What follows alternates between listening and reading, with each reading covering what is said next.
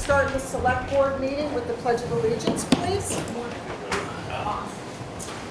Pledge of allegiance To the flag of the United States of America and to the republic for which it stands, one nation, under God, indivisible, with liberty and justice for all. A moment of silence. And just remind people, with all the violence that's gone around all over the country this past week, just remember those victims and those families that are dealing with their losses.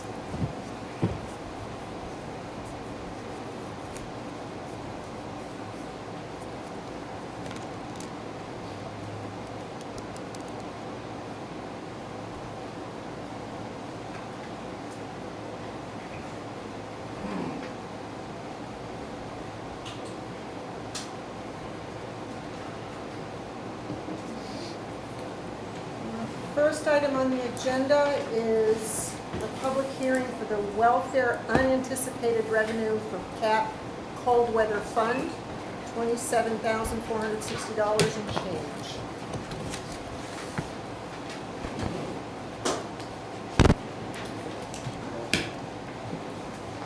Call the hearing to order. 501? Yep. Yeah. Well, as you all know, that when we receive unanticipated funds that exceed $10,000, we're required to have a public hearing. In this case, collectively, with various funding combined, we have received $27,460.47. And this is, as you said, declaring a public hearing.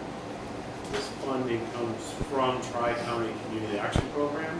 It's a reimbursement that SEAL has been working with them, providing documentation of the shelter that we provide to people in need throughout the winter this year.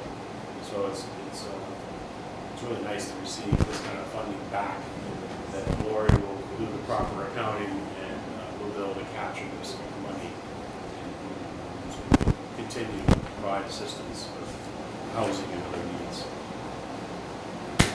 Quick question. Within the budget, this isn't shown yet in that budget, right? Because we're, Right. so once this adds in, Okay, it's, that'll right, get you- okay, so it's gonna bring that number? Sure. Okay, great.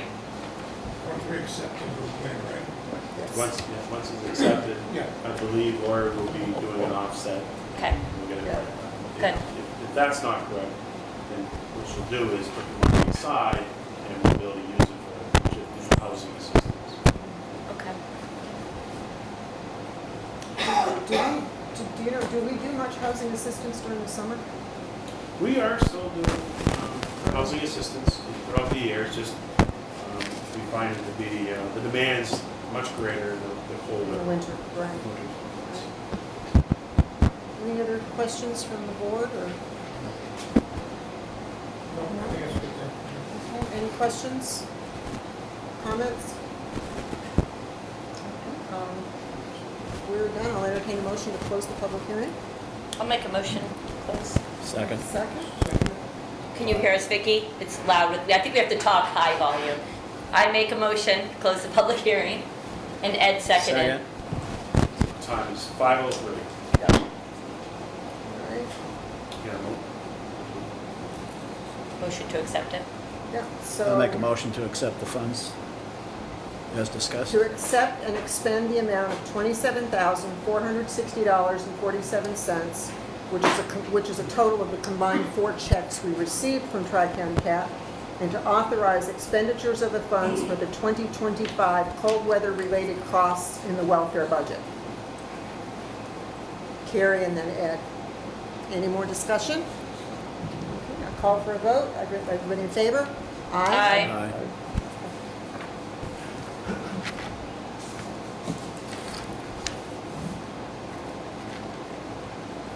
Waiting for her to look up. Wait for her to look up. You got it? All fine. Okay. All right, second public hearing, the Littleton Police Department Enforcement Patrol's grant agreement for $20,529. Chief Smith? Thank you. I see you got the amendment. And I Yes. apologize, but that came in on Thursday. And I know they have to notify you guys well in advance, but they gave us an additional $8,000. What this grant is for overtime reimbursement costs for officers who are conducting overtime patrols for DWI saturation, making sure youth are seatbelted, individuals that are distracted, that are on their phones. So this is annual with the state. We applied for this grant. Originally, the grant was $12,300 for our normal campaign, but on Thursday, we were also notified that they'll be replacing 3 of our mobile data terminals in our primary patrol vehicles. That's an additional $8,000. It comes out to the amount. The 20, 25, 20.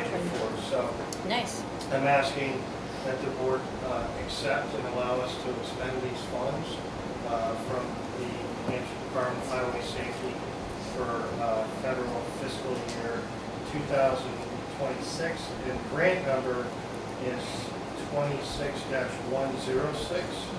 And I believe I have the correct verbiage for your motion in there because it has to be stated exactly the same for our grant in the minutes.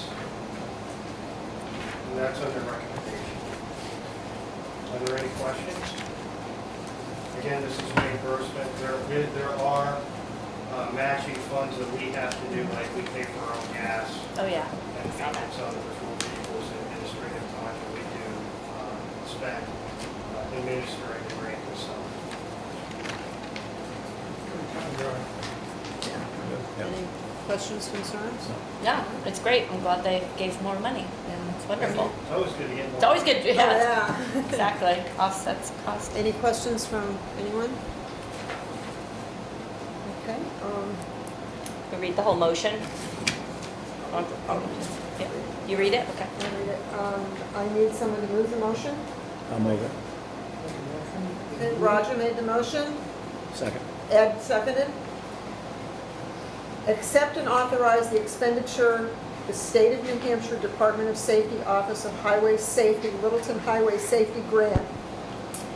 Grant number 26106 in the amount of $20,529. This grant will allow the Littleton Police Department to continue to provide education and instruction as well as enhanced motor vehicle, pedestrian, and bicycle enforcement safety patrols in an effort to reduce motor vehicle accidents involving fatalities or serious bodily injury. So I have a first, a second. Any more discussion? I'll call for a vote. All in favor? Aye. Thank you. Okay, and that is 508. Motion to close the public. I'll make a motion to close the public hearing. I'll second it. Paul seconded. And Paul seconded. Okay, and that's at 508. Okay, next we have a presentation from Schillings. Are all four of you going to Yeah, they can come up if present? you want. It's okay. You're going to leave Tim back there, huh? Tim might stay. They can support each other. Tim. Myself and my 2 colleagues. Are what you're handing out exactly what we have in our folder? Yes. Then if Yeah. you want to hand them to other people, we got. We have a slideshow if anyone wants to see it. Let us know. You wanna see it? You'll have to come visit us. I do. Here you go, sir. Thank you. Anybody else? Excuse me, this is Joe. Should I stay over here? That's the in front of your You can, if you want to show, you can stand over here if you want. I have no problem with that. Yeah. If you gentlemen Yeah, don't. I just like meeting in front of everybody. Yeah, then the whole, Yeah. everyone can see you. Everybody can see it, yeah. All right. My hat's off to you, Victoria, dealing with all the men. Good evening, everybody. My name is Scott Bluni. I am the Director of Sales from Schillings Beer Company. I'm joined up here by my colleagues Nolan, Barber, and Victoria Thompson. We're so thankful to be here. We appreciate the board for letting us come and speak to you tonight. We're here to talk to you about Schillings Beer Company's Oktoberfest celebration.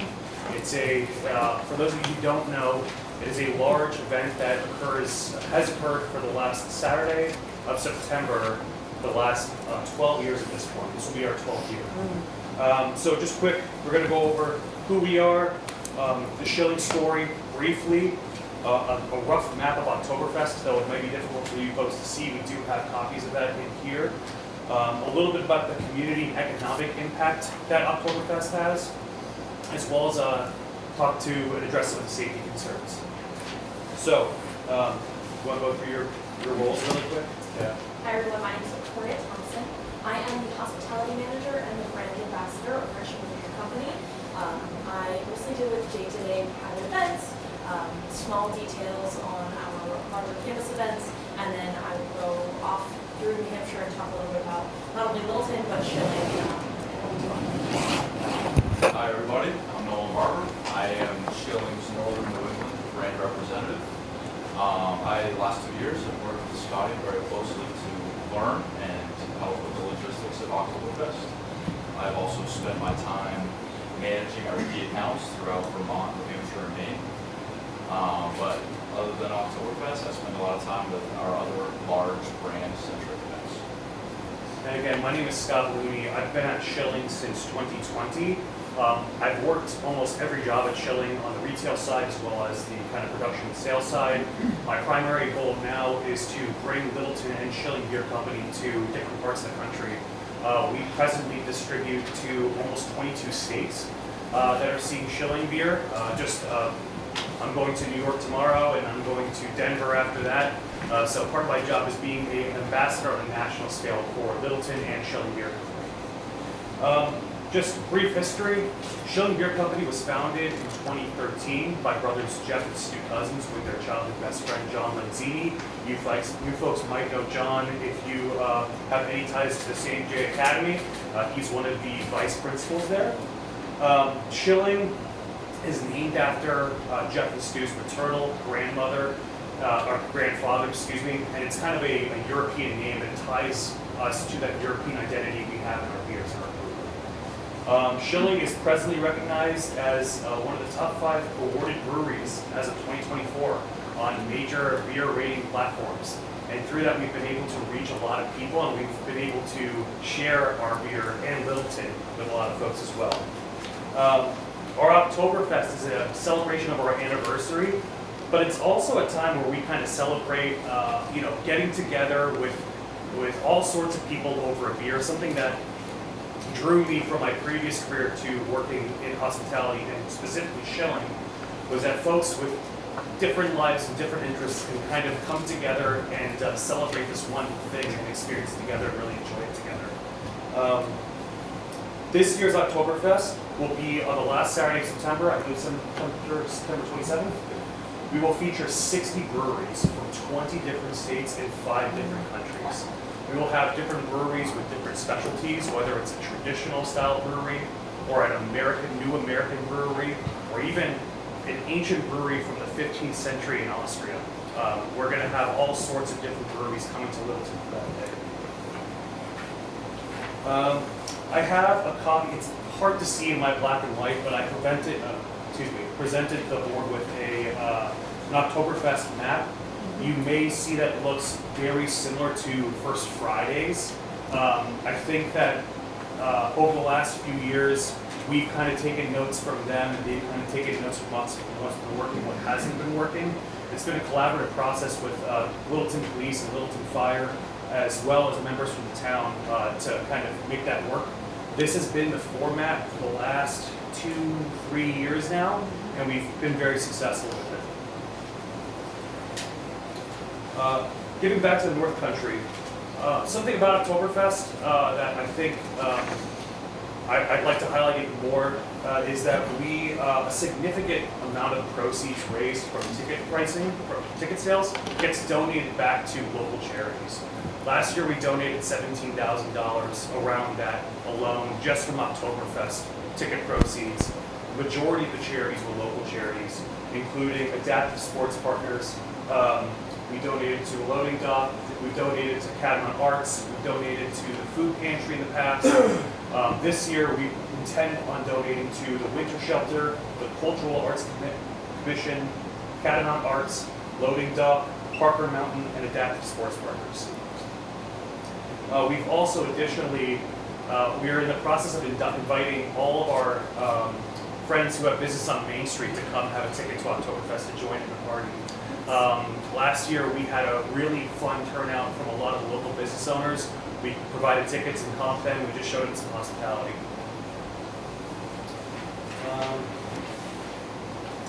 Last year, we welcomed a vibrant crowd of approximately 2,000 guests hailing from 21 states across the United States.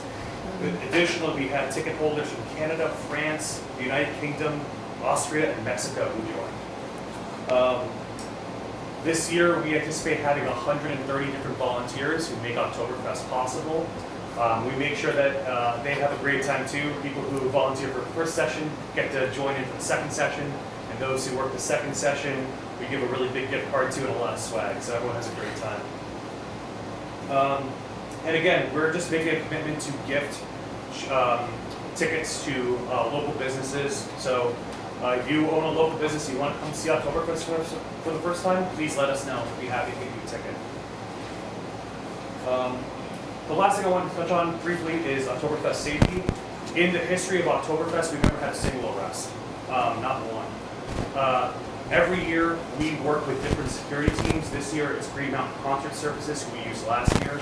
We also have a uniformed Littleton police detail on site to make sure that there's never any issues, not that there really never has been. And we work with the fire department as well to make sure that we have a great safety plan for the day of, make sure that we're ahead of any problems that arise. And that's kind of just the gist of Oktoberfest. We wanted to come and kind of show you guys who we are and what we're about and the spirit of Oktoberfest. And if you have any questions, we'd be happy to answer them. So on your map, it looks like you complete closure of Mill Street. Yes. So there's people that live down here. How do you want to stop them from getting in and out of their house? So I think that we're going to allow them. So I think that the way it works is that we're going to have my understanding is we'll have a uniformed police officer at those closure areas, and people who are residents will be allowed in and out. Is that, we've worked with the police officer. So it doesn't get close to most of the businesses are out, and they will be notifying the individuals if they need to exit, because they should have their vehicles in by the beginning of the morning or whenever this event starts. If they don't, then they can get through, but they're plastic barricades, you know. Heavy barricades, they move out of the way. They're movable. So it's closed, except unless you're local, like we had on the first Friday, we forgot to notify the individuals that do park back there during the day that they can actually drive out the other side. That was our mistake. You know, I was concerned about Eames lot down behind. They can go in the opposite way.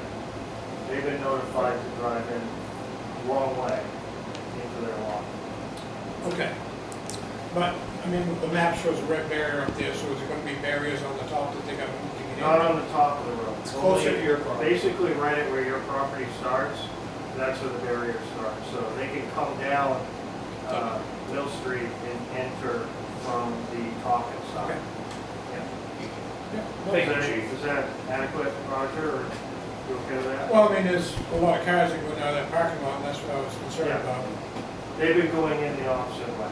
Okay. A big part of the reason why we work with police on this plan specifically is we want to minimize the possibility of car interaction with people. We've seen unfortunately this year a number of instances of people using vehicles as a weapon. We just want to make sure that we are doing our best to keep cars as far away from the groups of people as we can. So these measures with the police department and the fire department are just to mitigate that risk. Yep. And just one other thing on that, because we did test it for the first Friday. As much as we may put pedestrian lanes down and there is a sidewalk there, there's such a huge capacity of pedestrians that they walk the road. And so we just feel it's safer to eliminate that contact with vehicles. And it's worked out the first two Fridays. We got another one coming up, don't forget on This Friday. This Friday. This Friday. And it's a great time, and we'll tweak it out before Oktoberfest. Thank you. a good question. Chief, thank you. How soon will you put the barriers up for you guys to prep? So the stage comes in with Catamount. We try to do the road closure beginning in the early hours of the early morning of that day. Oh, it's a Saturday, Yeah, right? it's a Saturday, that's right. So we try to do it pretty early. In a perfect world, because there's so much moving, we'd love to have the stage come in around 1 or 2 a.m. Yeah. And one of us will be there to make sure that it gets up, just with the amount of tents and everything else that we have to set up. Yeah. So we try to work with police to make sure that gets done pretty early. Madam Chair, as a representative of the board of Catamount, I'm Tim Egan for the record. I'm on the board of Catamount Arts. I'm part of First Friday, part of Littleton Arts and Culture. I'm an advisor to Schillings on their Oktoberfest. I usually am on site to make sure that the mobile stage comes in, the parking lot is clear. Yeah. We're not boxing in any cars. Yeah, how did you folks get permission to close? Excuse me, Oh, you I'm have not sorry. been recognized, you have not been He- recognized yet. Geez, I'm so sorry, Linda, he pointed to me and acknowledged me, so geez, so sorry. Oops. Wow.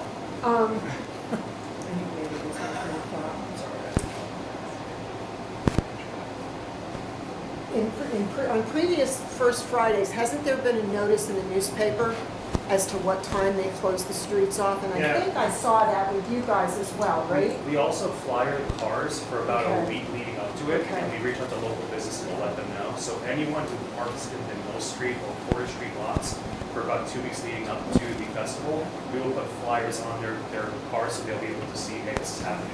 We cycle through those nearly every day.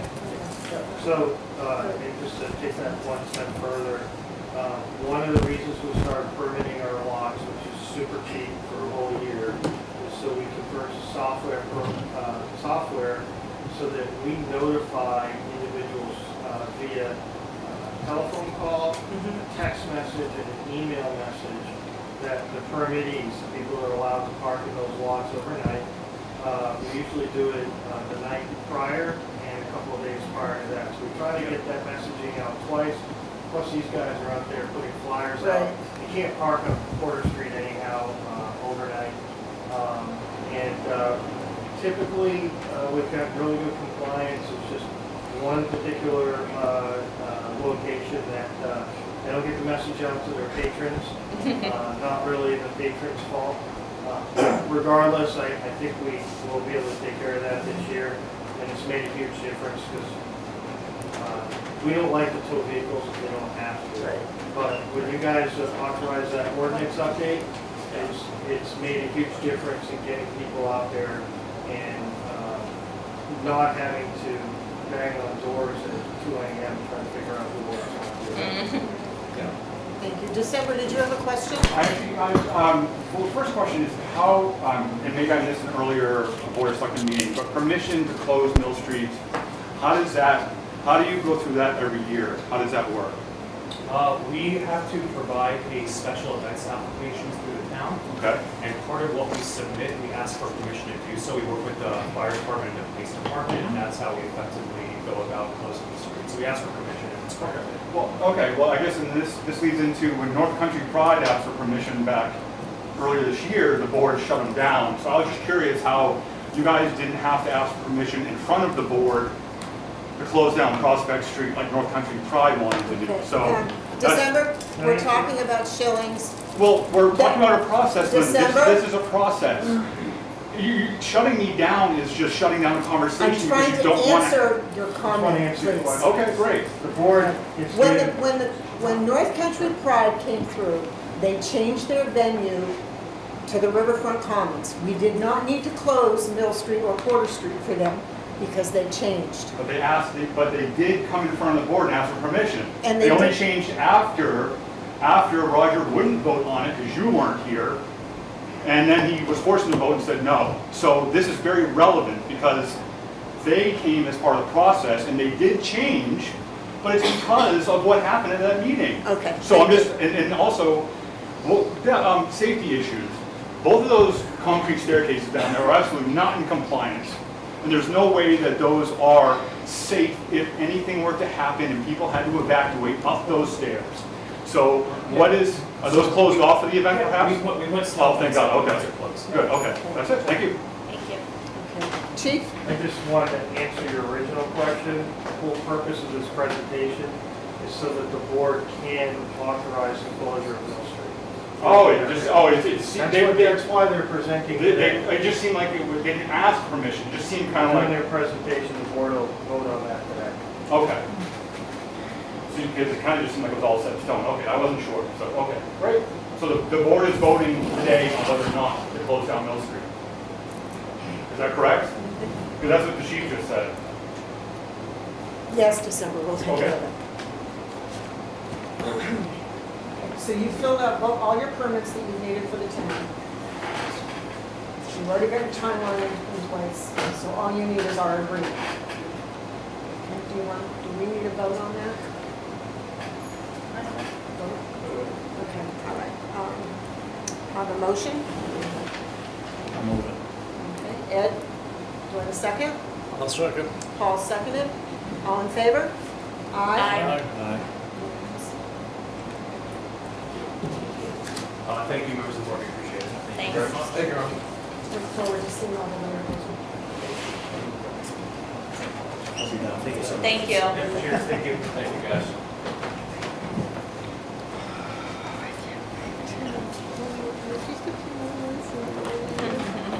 All right, next thing on the agenda is the alternate ex-officio for the planning board. Miss Joanna, do you want to speak on it, or? Well, as you know, select board representative is required on the planning board, which you guys have done every year. What we've never done is designate an alternate for when that select board member can't be there. I don't see it as a problem moving forward if we don't, but it's good to have one as a backup. And the suggestion has been made that Paul would be the alternate. Go for it, Paul. I'll second that. Quick. No discussion, quick.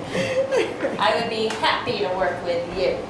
Come to a meeting with me. Sounds good to me. It's a good time. And it's only when you're not there. Yes, when I'm not We'll there. have to do this every year when they designate the new ex-officio, it'll be the new alternate. Just do an We'll have a alternate new when we alternate as do well. that. Yeah, that's a great idea. So basically, if she can't make it, you get the phone.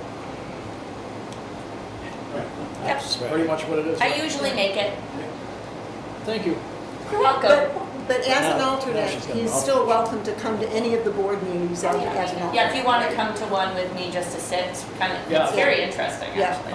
I would if you Yeah, catch me and keep me there. Yes.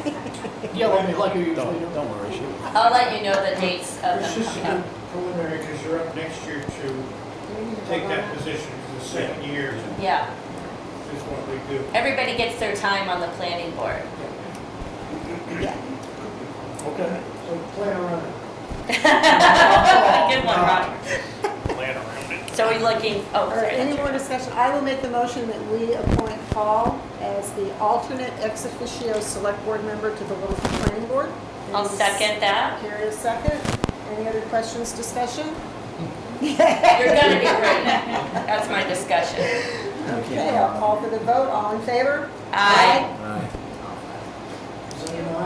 Aye. It's almost empty. Yes, he even said aye. And did you I want heard it? We didn't discuss it. You want it? Oh, he's got, Paul will do a good job. I mean, I get out of the way if you'd like it. Oh, that's it. We got some other things in mind for you, so just hold tight. Run, just run. Maybe I should. All right, next thing on the agenda are the minutes. I would like to Do them separately. do them separately, yes. I think that's a good idea.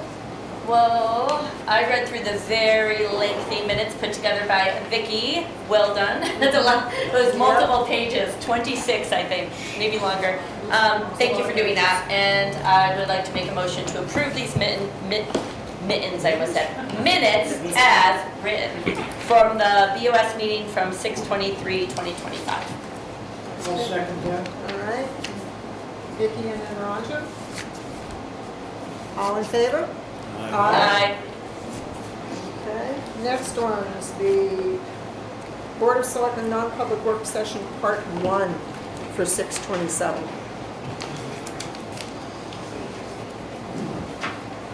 mean, I read it over and I agree with everything, other than maybe a typo, which is a good correction, so I'd say it's okay. As written. Okay, Roger makes the motion. I'll second.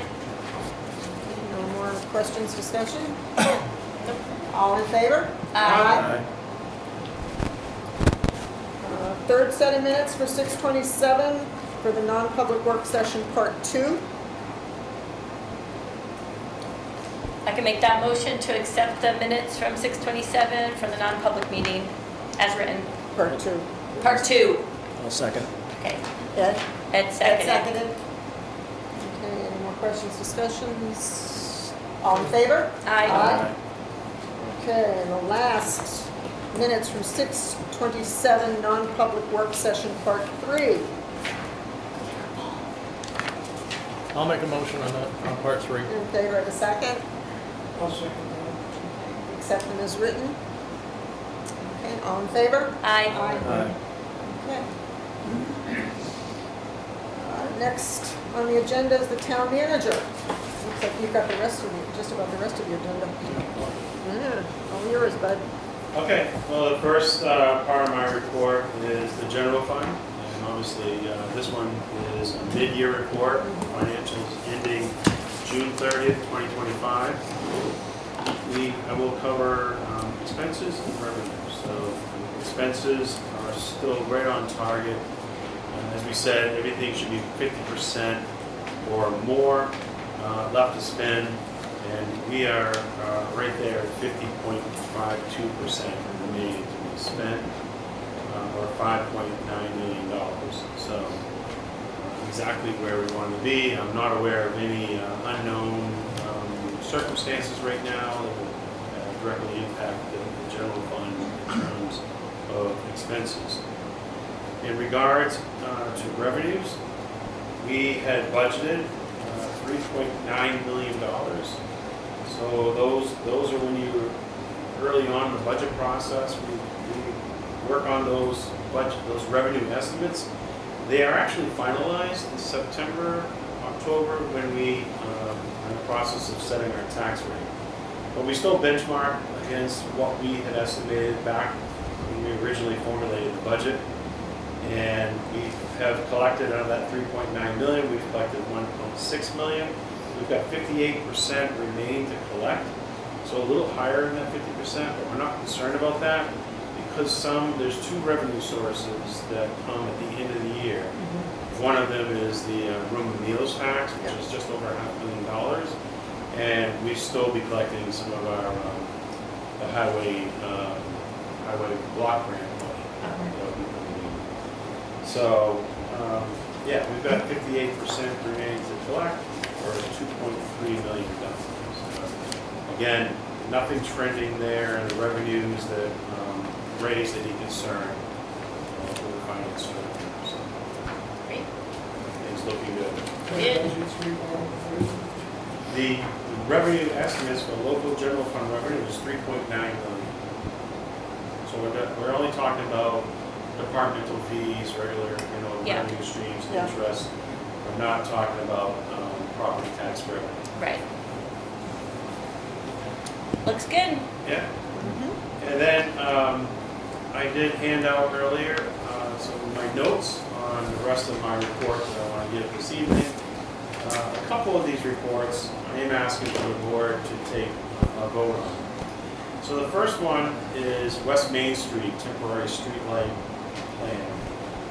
I don't think the board's aware. Some members of the board may have heard discussion about this, but this area of Main Street, West Main Street, is kind of referred to commonly as Main Street Phase 2. And it's been sitting there. Everyone's been sort of waiting for final plans on the renovation of this section of the street.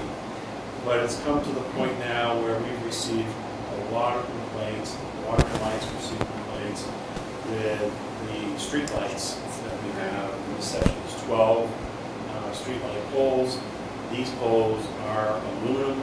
They're not in keeping with Main Street, with the, the decorative street lights, poles that we have, the architectural light poles. And so, as the problem is the conduit, underground conduits on the street, they have collapsed. They're unrepairable. Water and Light is not able to pull any wire through the conduits, and not knowing, based on everything Water and Light's aware of, to dig up the street, the sidewalks, to install a new conduit would be a substantial construction project, something that should definitely wait when we do phase 2. Phase 2 Main Street is just starting to show life. We're in the process right now of having beginning some engineering, conceptual design. So very early stages of that. So what we've come up with, our staff working with Water and Light, is what do we do for the next 8 to 10 years? We can't really just sit here and continue in the status that we're in. There's just too many safety concerns. As we did talk about the New Hampshire DOT traffic signal light. Water and Light's very concerned that if we lose power to those lights, we're not sure how we're actually going to get power to them. So having the wooden poles is the cheapest way to go. Install those, remove the aluminum poles, the concrete bases, and we'll be stringing electric service above the street instead of having an underground utility. But this is something that we feel we need to do. We need to take action now. Water and Light's prepared to do it.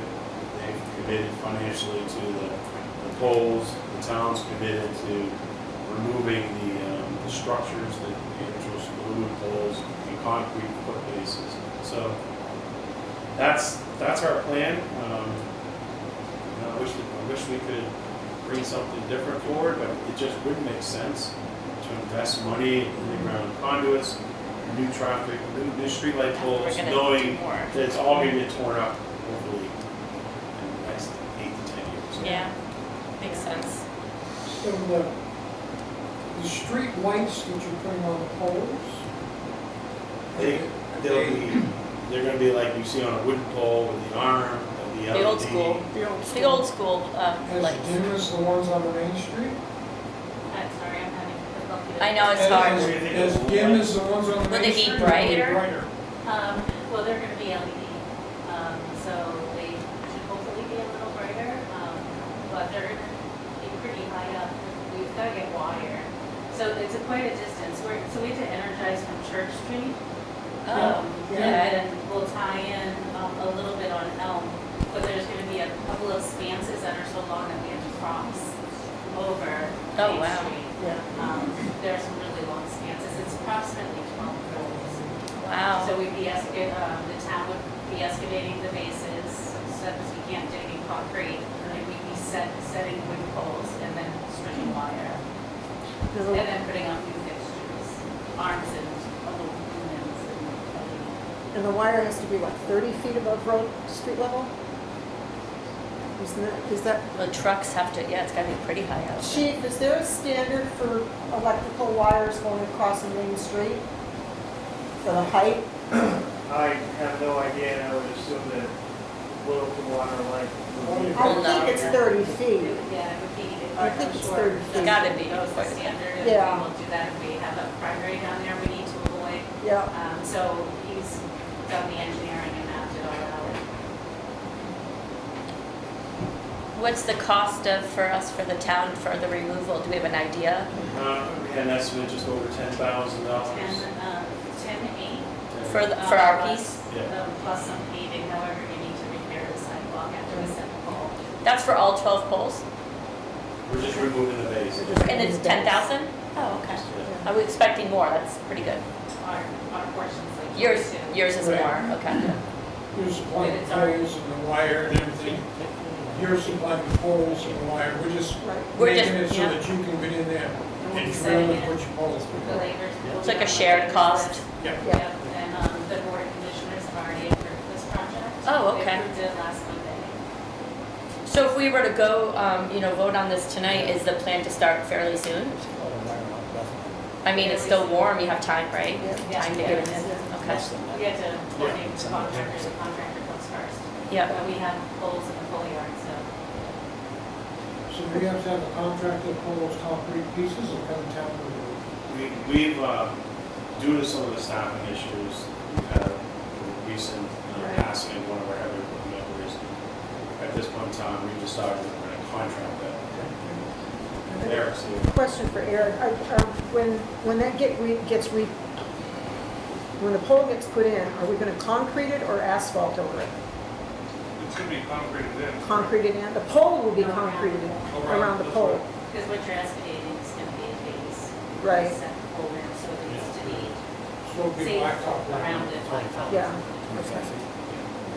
Over pedestrian areas is 50. Makes sense to me. I mean, the part that got me is that it's dangerous and that if we keep it the way it is, it runs a risk of causing a big issue. And it seems to me that it has to be done sooner than later. And I love the idea of not making them the top of the line, because if we're gonna, in 10 years, redo that whole part of Main Street, it's silly to have to dig up an expensive, you know what I mean? We'll just distract the aluminum, there's a few bucks there. Yeah, actually, because transfer station. we could sell it. Sell it to a scrap metal place. Yeah. It actually is worth something. It should be sold as scrap for Yeah, scrap. scrap. There's money in aluminum. There's money in aluminum, sure. I'm sure it will be, and it'll offset. Money in copper. And it'll offset the cost. Yeah, you have a program, okay. Larry, it's 25 feet. I came up with 25 feet. 25 feet from the ground. Thank you.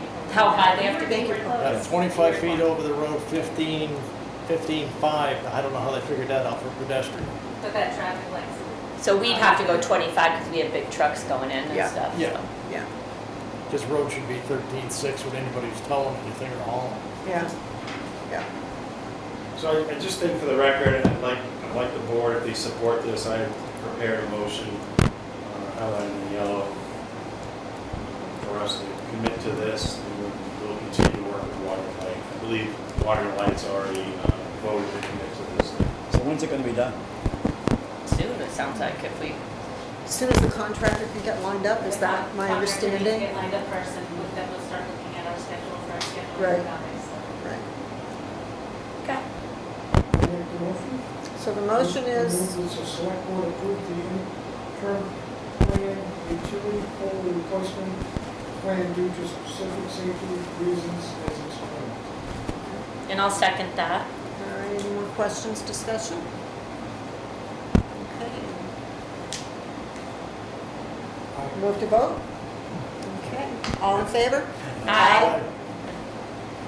Right, the next item is, we have another parcel of land that's, has unpaid taxes.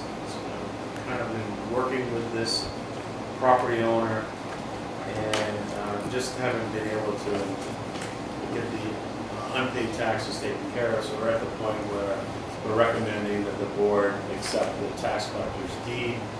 This is for 70 Drew Street. It's a vacant lot, 3/10 of an acre. The unpaid taxes that are causing the deeding is $1,537.59. Total unpaid to date, $7,941.13. Interest accrues in a day, so it's, the town assessed value for this lot is $15,300. And we recommend that we sell this property in as-is condition. My goal is to work with the tax collector and see if we can actually utilize an auction service that specializes in tax deed property. If this doesn't have enough value for their interest, then we probably would do a sealed bid. Okay. Just a public notice, a sealed bid. With the right to refusal unless we get our money back. Yeah, I'd probably talk to the board, about if we want to have a minimum bid Minimum and bid. stuff like that. My first step is to use the auction here. Yeah. Minimum would be what, taxes owed? What's that? Minimum would be taxes owed. Right, yeah. So you'd want to establish a minimum to at least Yeah, collect the unpaid taxes, cover the auctioneer's services. Is there anybody close to that would be interested in I that? know in a butter maybe, On the butter? because it looks like it's in a residential zone. Yeah, it's a mobile. there might be, and Oh, it's a that's mobile part of the home, process right. that you But someone notify, might- there'll be a public notice. Yeah, I would think we'd want to notify and Yeah. give them at least, Yeah. Someone might want to, right? You Yeah. just give them It's- a bigger it's not like- backyard, it's not like it's an acre of land. right? For $8,000 to get a half, you know. 0.38. It's .38, but Yeah. if it's your backyard, Yeah. Yeah, Yeah. Sometimes, people want it for a leach field. or Yeah. something like that, or just expand their property. yeah, just to not have a neighbor and be able to have some land. All right, do you need us to, oh yeah, I had a recommend. recommended motion for that. So no one, it's vacant, you said? Oh yeah, it's a vacant lot, there's nothing There on was a, there. there was a manufactured home, house trailer. It's on it, gone. been removed. and it's gone, yeah. So it's basically a lot. It's just a lot. So there is water and electric in there? Water, electric, I and believe there sewer. was, Could be a great, could be a great thing if There was someone a- could put a there was a home, manufactured home home on it. Well, that changes it too, because if you've got those three options, power, sewer. Is it water. part of the mobile home lot, so someone can only put a mobile home? It abuts the mobile home Someone could, park. yeah, I maybe. don't believe it's part. Oh, so they could do their own thing, maybe. Yeah, I think maybe somebody might want to take a serious look at it then. It's a good price nowadays for land. Yeah. Once it comes out, the paper, whatever, then people will show Yeah. interest. Absolutely. Yeah. Are you ready for a You ready for a motion? motion? Okay. Want me to read it? I move the select board authorize the tax collector to deed the 70 Drew Street property and authorize the town manager to proceed with a tax deed sale or auction. Do I have a second? Second. Second. Ed seconded. Any more questions, discussion? Okay. Call for a vote, all in favor? Aye. Just occurred to me, would this fall under our 10,000 threshold for having to do? This isn't this is different than So trucks and property that we Yeah, own. the policy recently adopted was not real property. Gotcha. So It's this is for, real property. right. Right. It's for all the other things. Okay.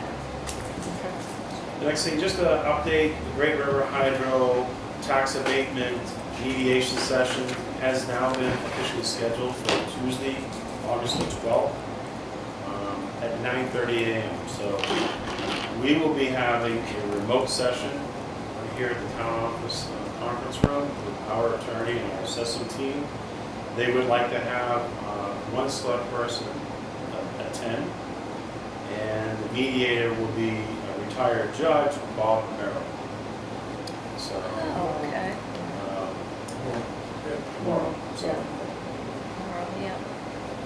so I don't know if there's Looking at my any interest in. So, is the judge gonna be here, or is he gonna be remote? He's going to be remote. He'll be remote. Yeah. So just But they can my be in a room understanding together. is the Littleton side will be remote, and the Great River Hydro will be with the judge. I think that's what it's going to be.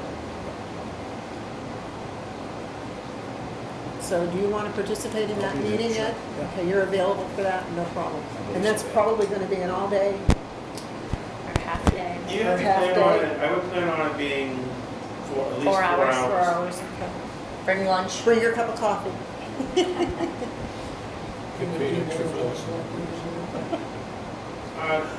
There could be more than, we just don't want 4. Yeah. So he was, So 2 could go. he was looking Yeah. at it. You're out of town.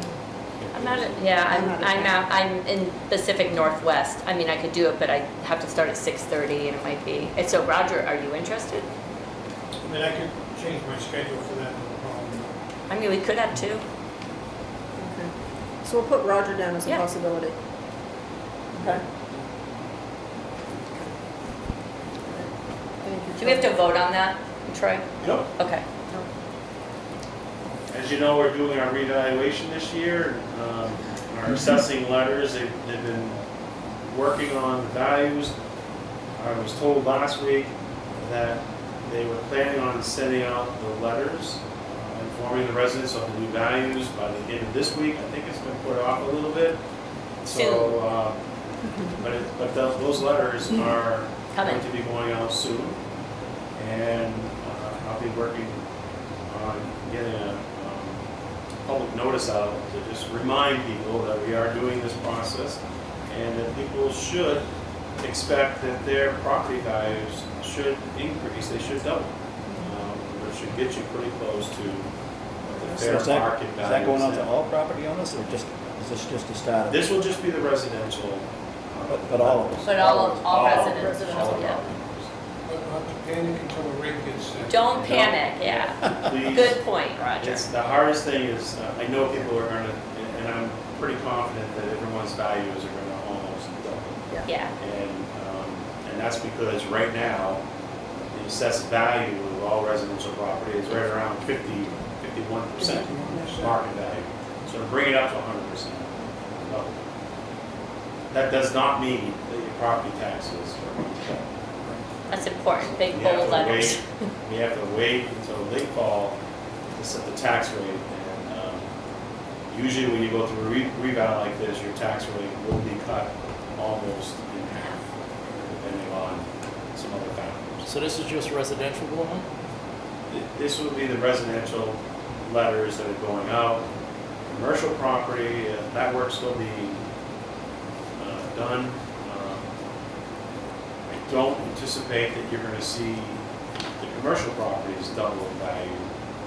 The sales aren't there that's gonna document that, but there'll be an increase in value,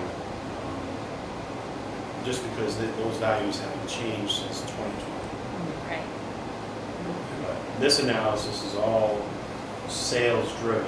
Double great. And I think you'll, as we all know, the residential market has been extremely strong over the last 3-4 years. So when all's said and done, we'll know who's carrying the burden, residential or commercial? Well, the burden will be, Is it gonna be roughly a It's gonna be- 50/50, 50/60? I don't know that, I can't answer that question right now. So we look at the numbers really, As far as what? Yeah, residential. means the I don't tax know base, like how I much can't is. sit here and tell you what the breakdown is currently right now of residential, commercial, and utility. We'll capture that and know where we're at now and see where we end up. That'll be later in the year. Cottage Street sidewalk project, I know you've heard us talking about this. There's just been a delay because of additional investigative work that's been required for really determining what the water lines are. We'll tell them after. And the stormwater drains. So there's going to be some more work done tomorrow, or this week. We think that work should start in early August. Good. So we're on schedule. We're a little behind schedule, but not a setback that we're concerned about. Mill Street Bank Stabilization Project, I skipped over that, I'm sorry. As you know, the riverbank was impacted by the July 24th storm. Caused some erosions, that erosion is still occurring. We've been working with FEMA. We're in the early process right now where we've gone out for an RFQ process. We've selected HEB Engineering, and we've executed a contract with them in the amount of $78,100 to start the preliminary engineering design. So we'll work with FEMA now that we have that cost, and we should be able to leverage, we're hopeful, that we'll be able to leverage some funds to help offset that cost. But we have to initiate it, get it going, document it so that we can go to FEMA to request the money. When they try to mitigate the erosion, are they thinking a combination of riprap and vegetation? Or do you have any I idea? doubt we'll. No idea yet. Okay. They're going to be, that's what this first step will be. Because I would be honest with you, I would like to see more vegetation there rather than riprap. Yeah, it's prettier. Because if that, well, it's prettier, but also if the river rises, that riprap's gonna go right down the river again. If we end up with this, another storm You like don't we think had. vegetation will? Not if you get the right vegetation in there. Deeply rooted. Yeah. My guess I don't know enough about my it. guess is that you're gonna have a design that will reinforce the base, sort of like a footing or retaining wall with large boulders. And then there will be a discussion about where you go from the top of that Yeah. up to sidewalk. All right. And that will be the discussion of whether it's riprap, whether it's vegetation, whether it's, Combination of, Big retaining wall. yeah. Because this was due to the storm, that big storm we had, 100-year storm in 2024, is that why the FEMA might take on some of the Yes. costs? Would that also would that also help take care of some of the pavement on top? Like the things that are eroding because of the erosion, or are we not sure about that yet? We're not sure yet. Okay. I mean, I hope again, so.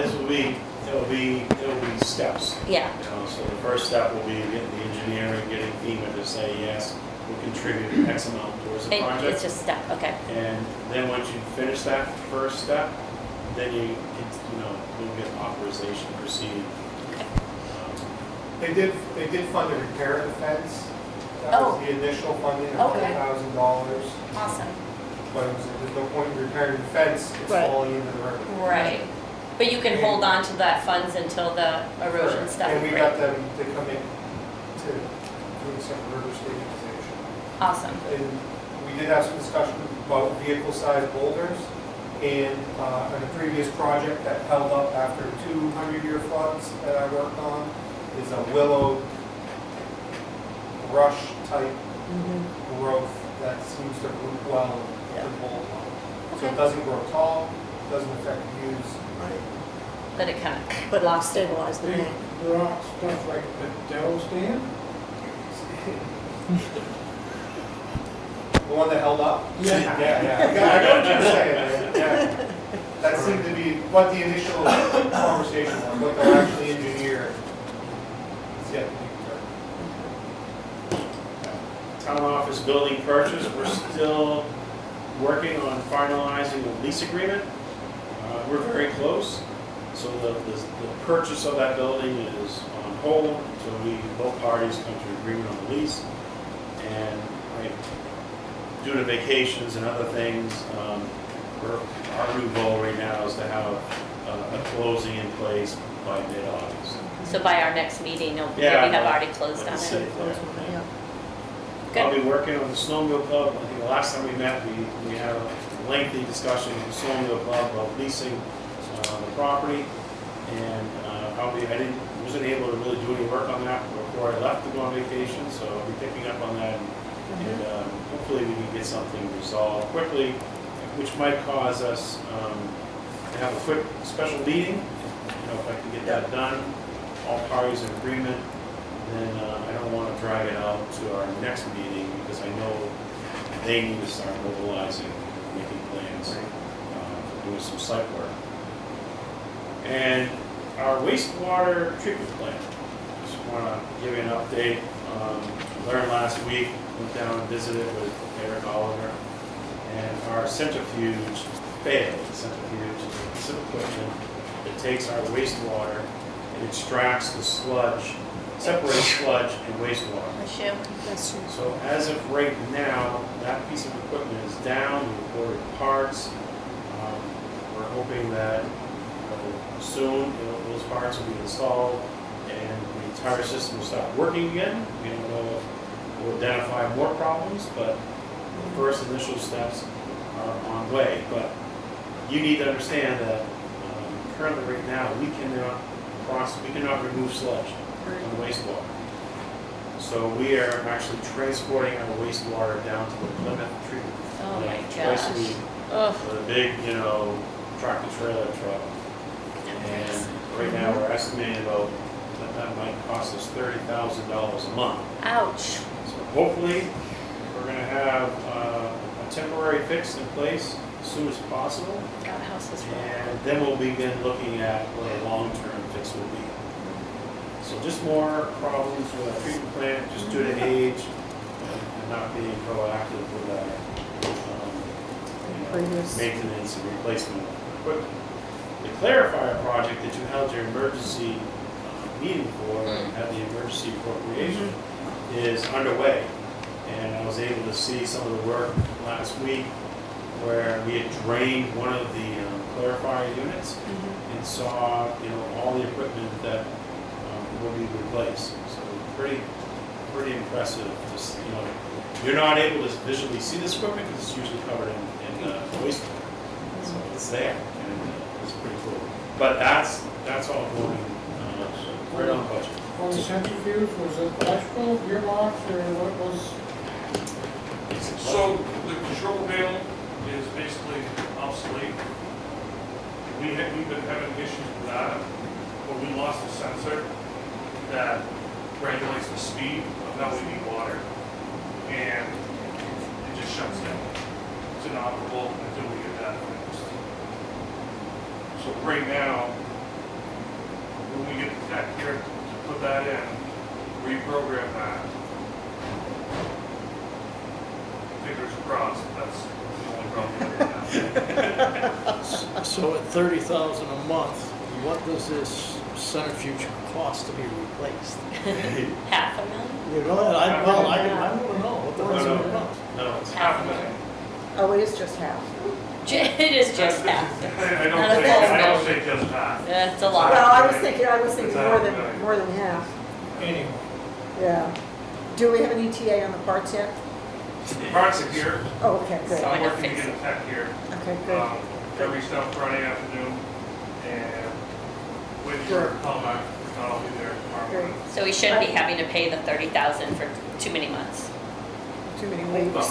Weeks, months. I do have to say, in spite of the history at the wastewater treatment plant, Eric has done an incredible job to try to troubleshoot and get ahead of any of the issues that seem to be coming down the pike at us. And it's an old plant and, So the centrifuge is basically the same thing as the clarifiers. We're talking about 38-year-old piece of Right. equipment. And it was a coin flip. The thing is, if the clarifiers go down, we couldn't discharge. right. We can at least still discharge and separate our sludge, and we can work around it. It's just one of those things. Yeah. Unfortunately, got caught. No, but I do, my hat's off to you because you have done an incredible job in trying to keep that place Yeah, I going and working. agree with that. He's done awesome. He has done an awesome job. Especially since I'd be down there beating my head against the wall and we just, you're handling way. Yeah. Yeah, thank you, Eric, for Yeah, doing thank you.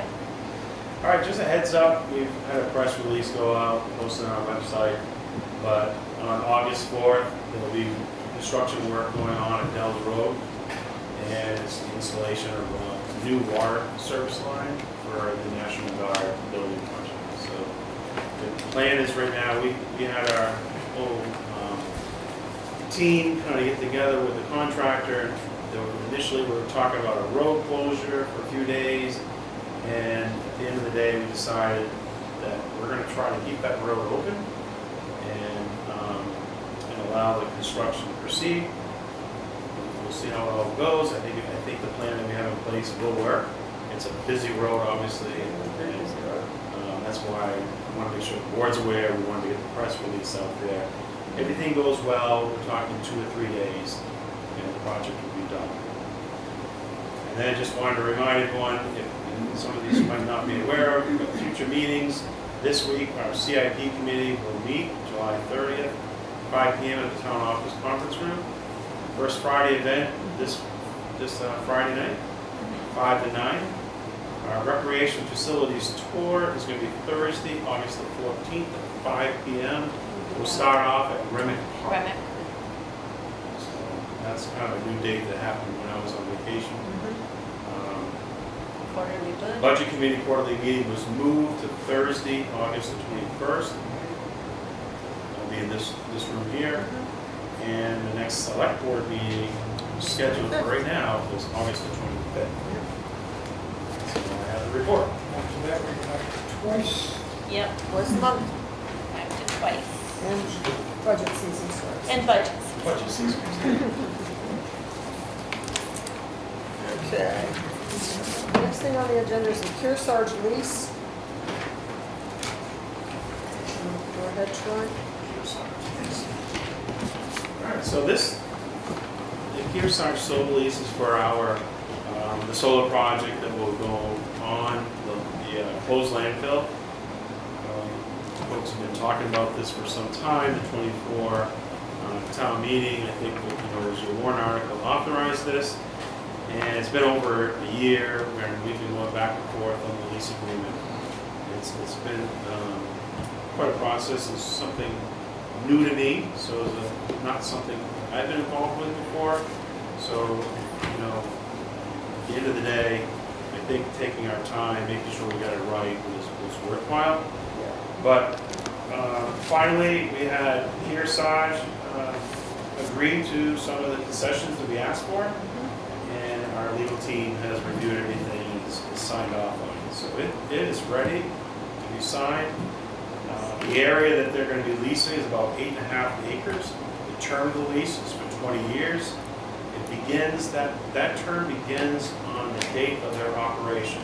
Their operation, probably, we may have set them back again, but the last time I talked to them, it was like in April 26th. They're not leasing during their construction phase. It's when they start operating and generating electricity. Anyhow, it's a 20-year lease with an option to extend up to 3 additional 5-year terms. They will pay an annual rent, $1,000 per megawatt. And we are looking at, I believe that right now, these are the estimates, but it should be equivalent to about $3,500 for the first year of the rent, and the property taxes will be $2,000 per year in lieu taxes. So this is kind of obviously this is a very, for the town side of things, it's very reduced, it's not that aggressive, but it's done so in purpose of making sure that Water and Light can purchase power at a very competitive price. So, and it helps expand their portfolio where they're using a different source of energy. Troy, the red-lined items in here, like paragraph 11, Yeah. they will be removed. Yeah. Yeah, the last time we were in discussions about this, there was some concern that we had to do some repair work on the landfill. They would be out of service. We were looking for the town to compensate them for any loss in revenue.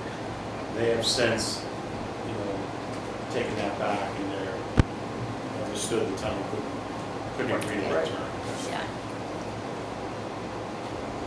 So with that being said, I prepared a motion there for the board to authorize and get this going. Questions from the board members? Concerning the No questions, but just comments. It's been such an interesting ride to see this process, because it started kind of when I first got on the board, and thanks for going back continuously to them, and for Paul, because Chief Smith also was involved with this. Yeah. It's been really interesting to watch how this moves along and then ends up here, so I think it's going to be good, and I like the changes, so thank you, both of you. And it will benefit the ratepayers for a little while. Yeah, it's going to benefit the ratepayers, yeah. Are you gonna be able to buy power cheaper than you would out on the grid? No. It's, we're always struggling for renewable energy opportunities. So this just gives a nice blend of more renewable power, clean power that, the residents and ratepayers are really in support of. So we're paying the same rate as we do the hydro, another renewable source.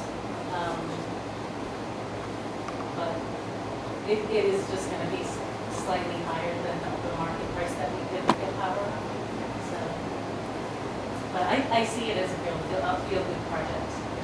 Now, when we get to the battery storage, that'll be different. I and you'll have more money. More money. Well, we did find out that Kearsarge also works in the battery stores, so I think working with that company, and we've enjoyed working with them more, so maybe that's something that we'll move into.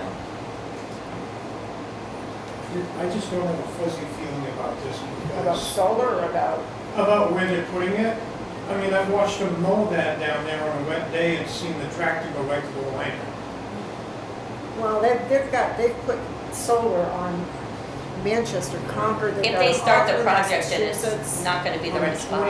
30-year-old liner?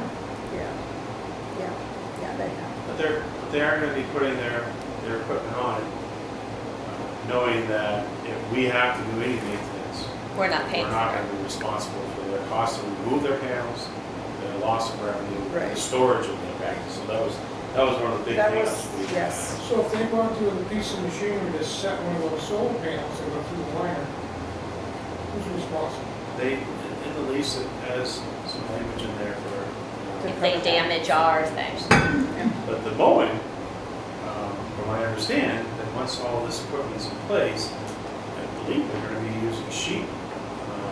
That's my understanding, that they're Yeah, gonna be using so they'll be able to mow. local Kinda sweet. farmers with their You're not gonna sheep. get under the panels with Yeah, so mowers. they're gonna use Right. It's sheep. 8.5, that's pretty much that whole dome, isn't it? Yeah, I see your point of view, Roger, about worried about the damage, if anything gets Like I damaged. said, if it's not a 5-year-old liner, Right.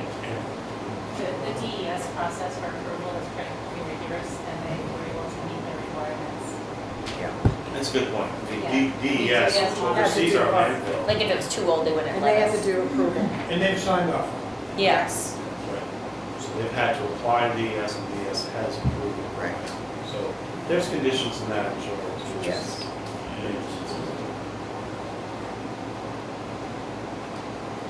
Any other questions, comments?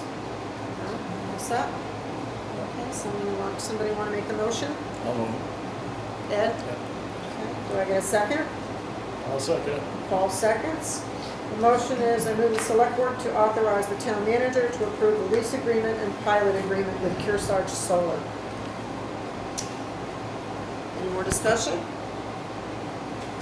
Okay, I'll call the vote. All in favor? Aye. Aye. Opposed? 4-1. 4-1, Vicky. My name, Okay, that's fine. Okay. New business. New business. Non-public meeting minutes review process. All right, Let so. you go ahead Yeah, first. I'll go ahead. On October 3rd, 2023, the New Hampshire House adopted House Bill 321.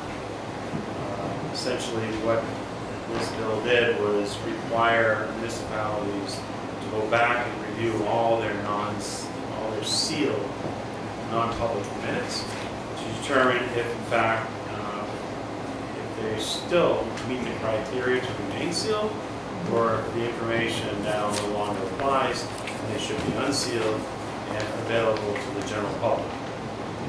And in doing so, what we recommend is that we have 1 or 2 select board members appointed to go back, review these meeting minutes, and develop a process where we would come together as a group and discuss, the findings and take action on whether we're going to continue to seal them or unseal them. Okay, my question is, how far back do we have non-public sealed minutes in the vault? Do you happen to know the year? When we started it. Do not, There's not a whole lot in there. There's not a whole lot? There's some, Because the list that you provided with us starts from 2021. that's when I, Right, But okay. before 2021, there's not much. I don't think there is. 2000, well, I think the note on here, 2007, 2008 in the vault. I don't think there's a vault, there's some in the archive that are locked that none of us can get into. Oh, okay, that's right. So those are sealed. Yeah, yeah. And, There, I know Vicky's been working to try to get those things open. Yeah.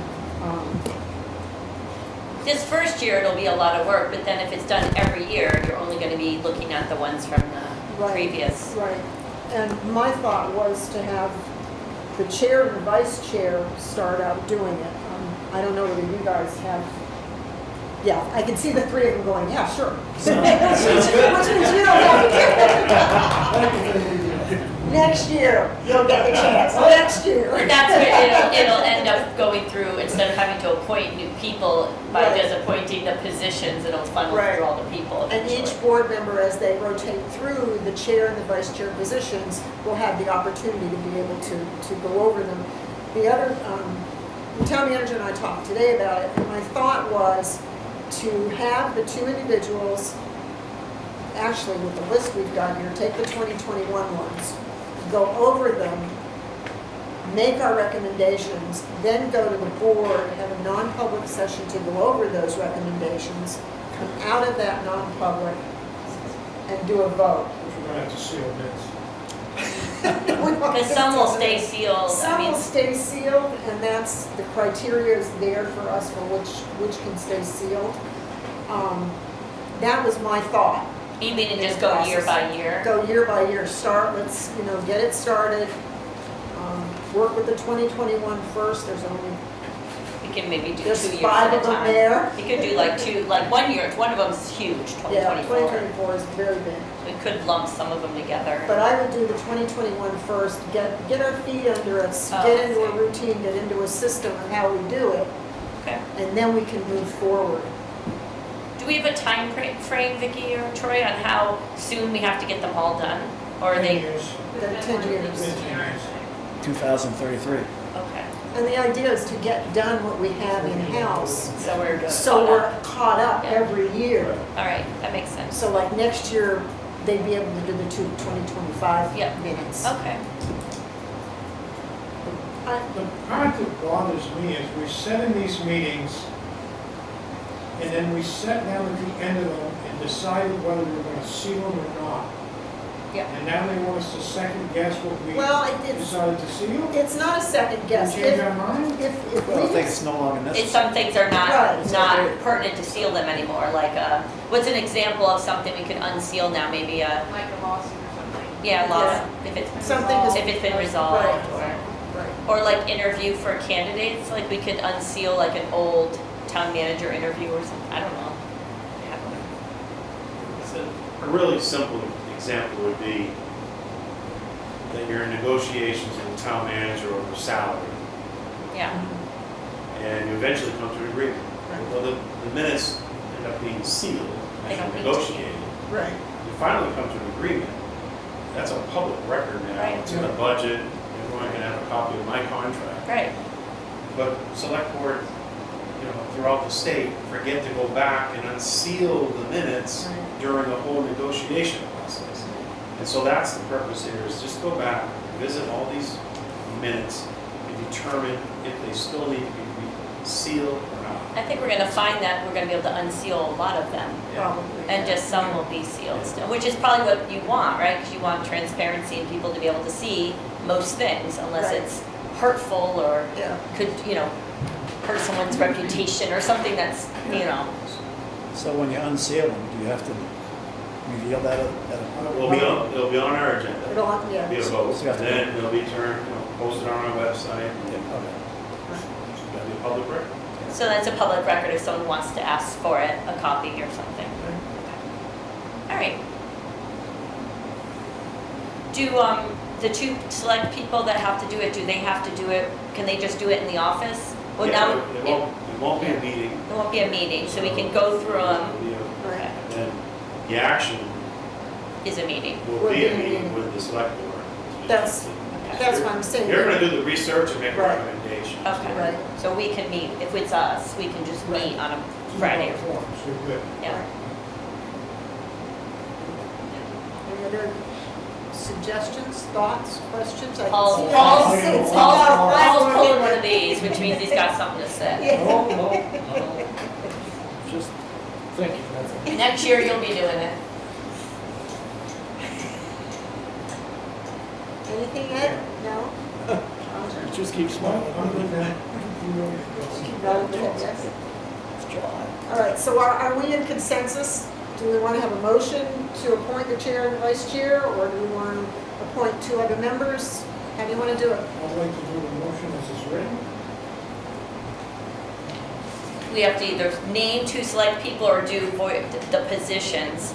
If we do the people, then each year, Select person two, which is the chair and vice chair. Then we won't have to do that Change those motion. 2 words. Yeah.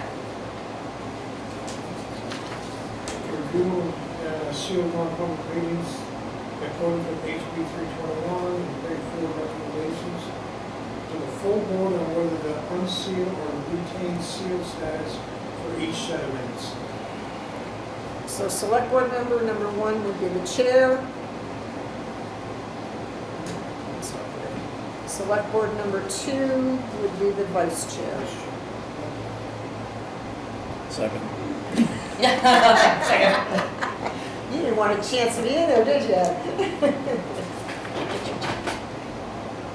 All right, any more discussion, questions? Troy, are you allowed to be a part of the discussions if we ask you questions, or Vicky, or it has to be just the 2 of us making the decisions? Okay. Vicki and I can be there for a resource. I have a feeling that there's gonna be, probably sometimes we have to consult with legal counsel because it's. Right, we might have questions, It's not gonna yeah. be crystal clear. Right. Okay. All right. So Roger made the motion, Ed seconded. No more questions, discussion? Okay, I'll call a vote. All in favor? Aye. Okay, I guess We got a new job. We're I think it sounds kind of interesting. Yeah.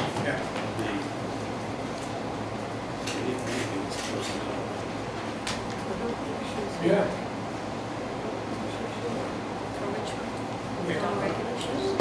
Who knows what we talked about 10 years ago too. We have two more topics on Okay. the new business.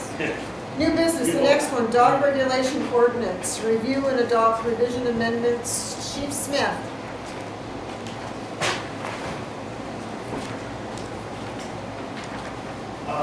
In the dog ordinance, you will see that the town clerk can charge a fee of up to $7 for registered mail return receipt that's sent out. The problem is that it costs a lot more to do that, and that's for the numerous people annually that don't register their dogs per state statute. Part of the process before they're summoned to go to court is that they're notified,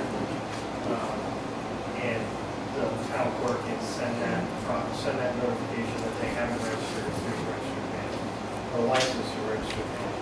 There's been a change in the state statute that was just passed, the RSA 466:14, and it essentially says the cost of service shall not exceed the United States Postal Service rate of certified mail with return receipt at the time of mailing.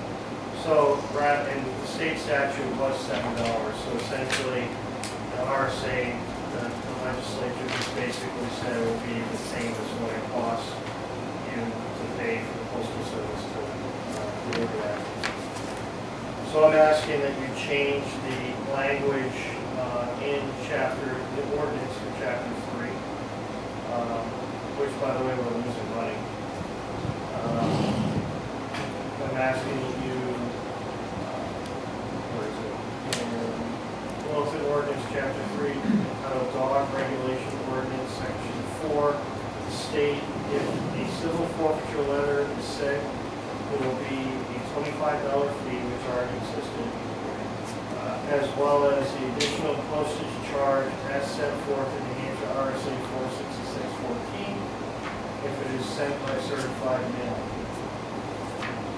Additionally, we recommend that section 5C be amended to state whoever receives a civil forfeiture notice by certified mail will forfeit the cost of service not to exceed the United States Postal Service rate of certified mail as set forth in New Hampshire RSA 466:14. Why did you say you're losing money?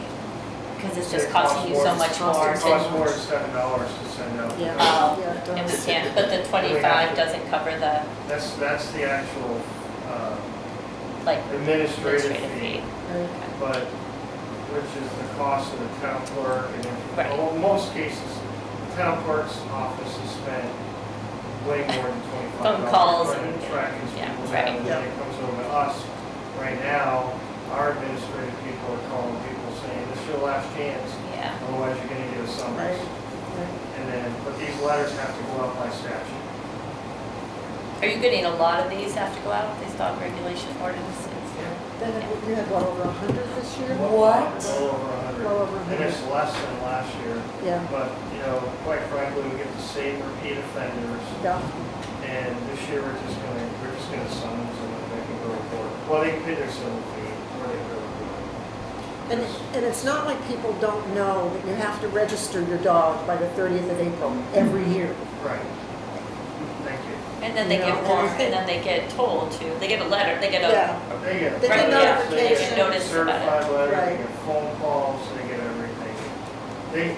And the town clerk is great. I mean, they put out an email in advance yeah, to the people that are currently registered. yeah, it's on the website. It's on the website, put an email out in January. yeah, We pay all the money. They make it really easy. they do.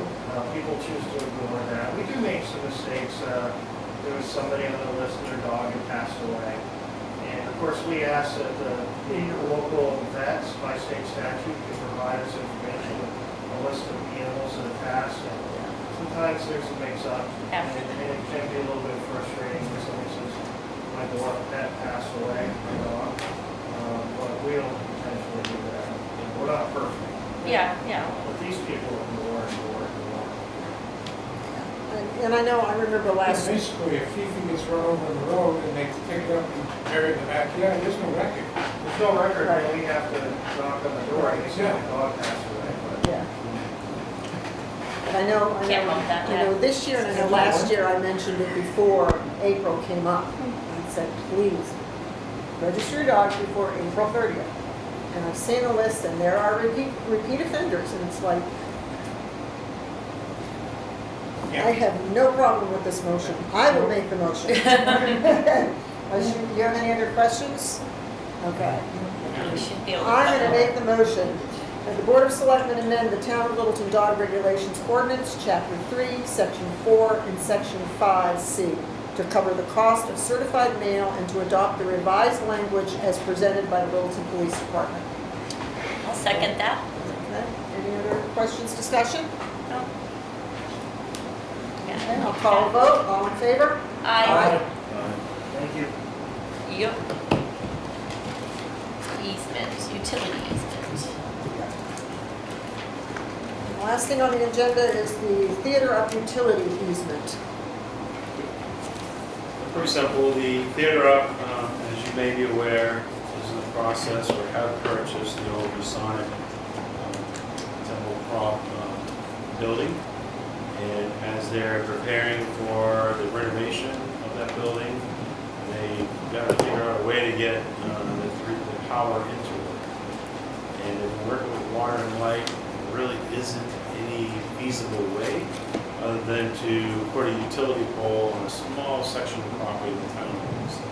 And in order to do that, we need to grant a utility easement pole permit for the water and light to be able to place that building.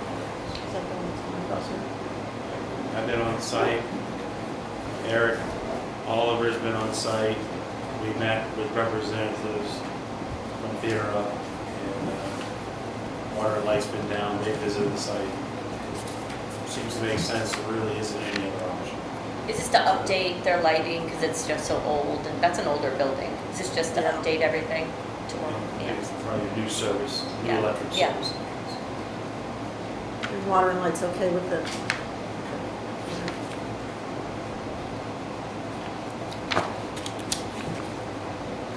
Questions? Concerns? That's progress. It's an interesting building. It is Yeah, a it is very it is an interesting building. Beautiful. Can't believe it's still in that kind of condition. condition. It's good really shape. cool inside, yeah. It is, it is. So I had a prepared motion. Yep.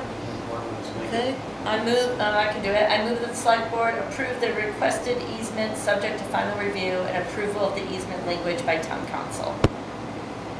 second? Second. Second, Ed seconds. Any other questions, concerns, comments? Okay, call the vote, all in favor? Aye. All five, Vicki.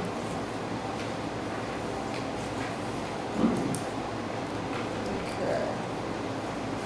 And the last item on the agenda was a discussion about the Rochester fire truck donation to the town. I'm asking the board that we table that until further notice. We might be able to resolve this issue internally, we'll see if it really requires board action. But what happened was the city of Rochester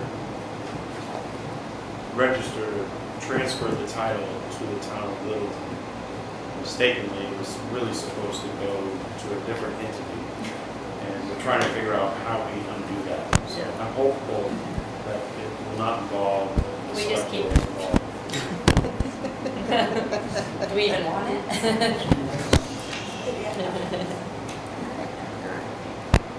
So the fire truck and chief Nolan has been tabled. Sorry.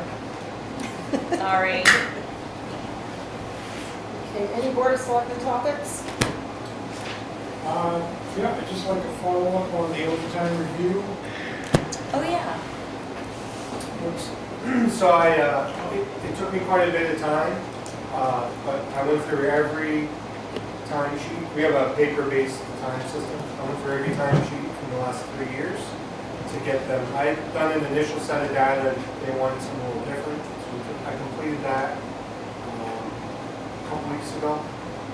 Gave them the data they were looking for.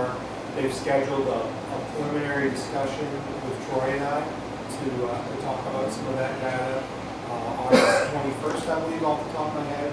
And then next will become all the sessions where the select board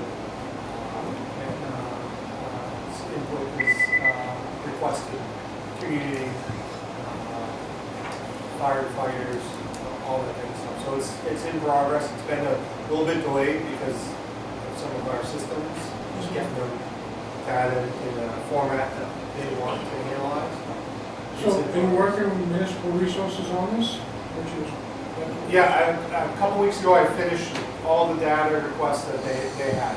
So they've scheduled a meeting with us for August 21st, at least with Troy and I, to just kind of review the process. And then there'll be meetings scheduled with all the stakeholders that we identified in the letter, including the select board.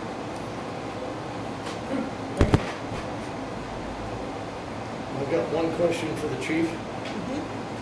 Chief. Chief. A question. Only because I spend a lot of time in this town, I've been getting requests to ask, are we going to do anything about the e-bikes, scooters, the fat tired surfboard, or whatever the hell you want to call that thing?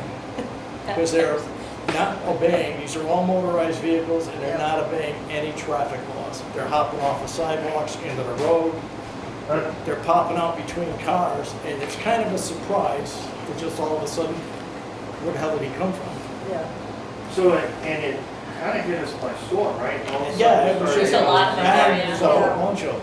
I will tell you the short answer is yes, absolutely.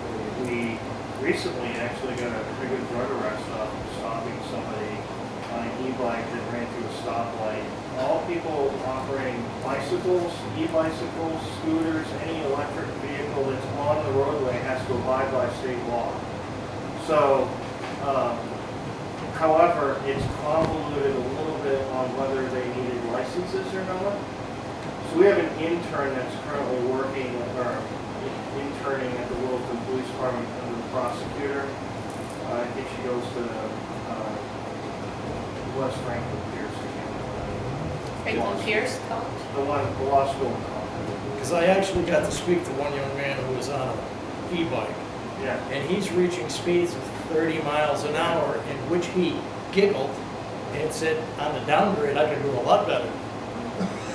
So if they go over a certain speed, it require a license Yeah. and so on and so forth. So our intern took about a month worth of research because the laws are not clearly defined as much as we would want them to be. So she created an Excel spreadsheet, we put it out to the staff, and you'll see a long range enforcement. But, you know, it's in general, as a matter of fact, I had a conversation with somebody today about this. There are no bikes allowed or scooters on the sidewalk, period, the Main Street area. Bikes, you're an adult, state statute says you ride on the roadway. We do tolerate younger children riding on sidewalks, Union Street area, younger children, not adults. And if it's an issue, they can walk their bike on Main Street because it's a huge safety issue for pedestrians, especially if they're exiting a business, and then it's a perfect T-bone. And we get a lot of pushback from people like, well, I don't like riding on Main Street. Like, you can walk on Main Street, or you can learn how to ride with traffic. They can't impede the flow of traffic, but they can ride in the roadway with the flow of traffic, following all the state statutes. So it's an initiative. It's also an education even with the officers because it just hit us so quick. And the reason you're seeing a lot of these e-bikes and electric devices are, I'm not blaming the individuals in the recovery homes, but a lot of these individuals don't have licenses. So this is an alternative to, that's one part of it. It's an alternative to operating a motor vehicle. And then the other piece is that there are a lot of people in the general public that are really taking advantage of the e-bikes and the rail trail and everything else. So we're just seeing a huge influx of these devices out there. And to be honest with you, probably over the winter we're going to develop an update on our sidewalk ordinance so that we can address certain things too. Quite honestly, we allow electric devices that help individuals that are disabled on Wheelchairs. sidewalks. Those should be permitted. But if the person is reading their cell phone the whole time as they're going down the sidewalk, we're going to take action. But we'll make some adjustments to the ordinance at some point within the next 12 months. It's a great question, great opportunity to educate people too, and we're trying our best to address this situation. Thank you very much. Thank you. Any other selectmen's topics?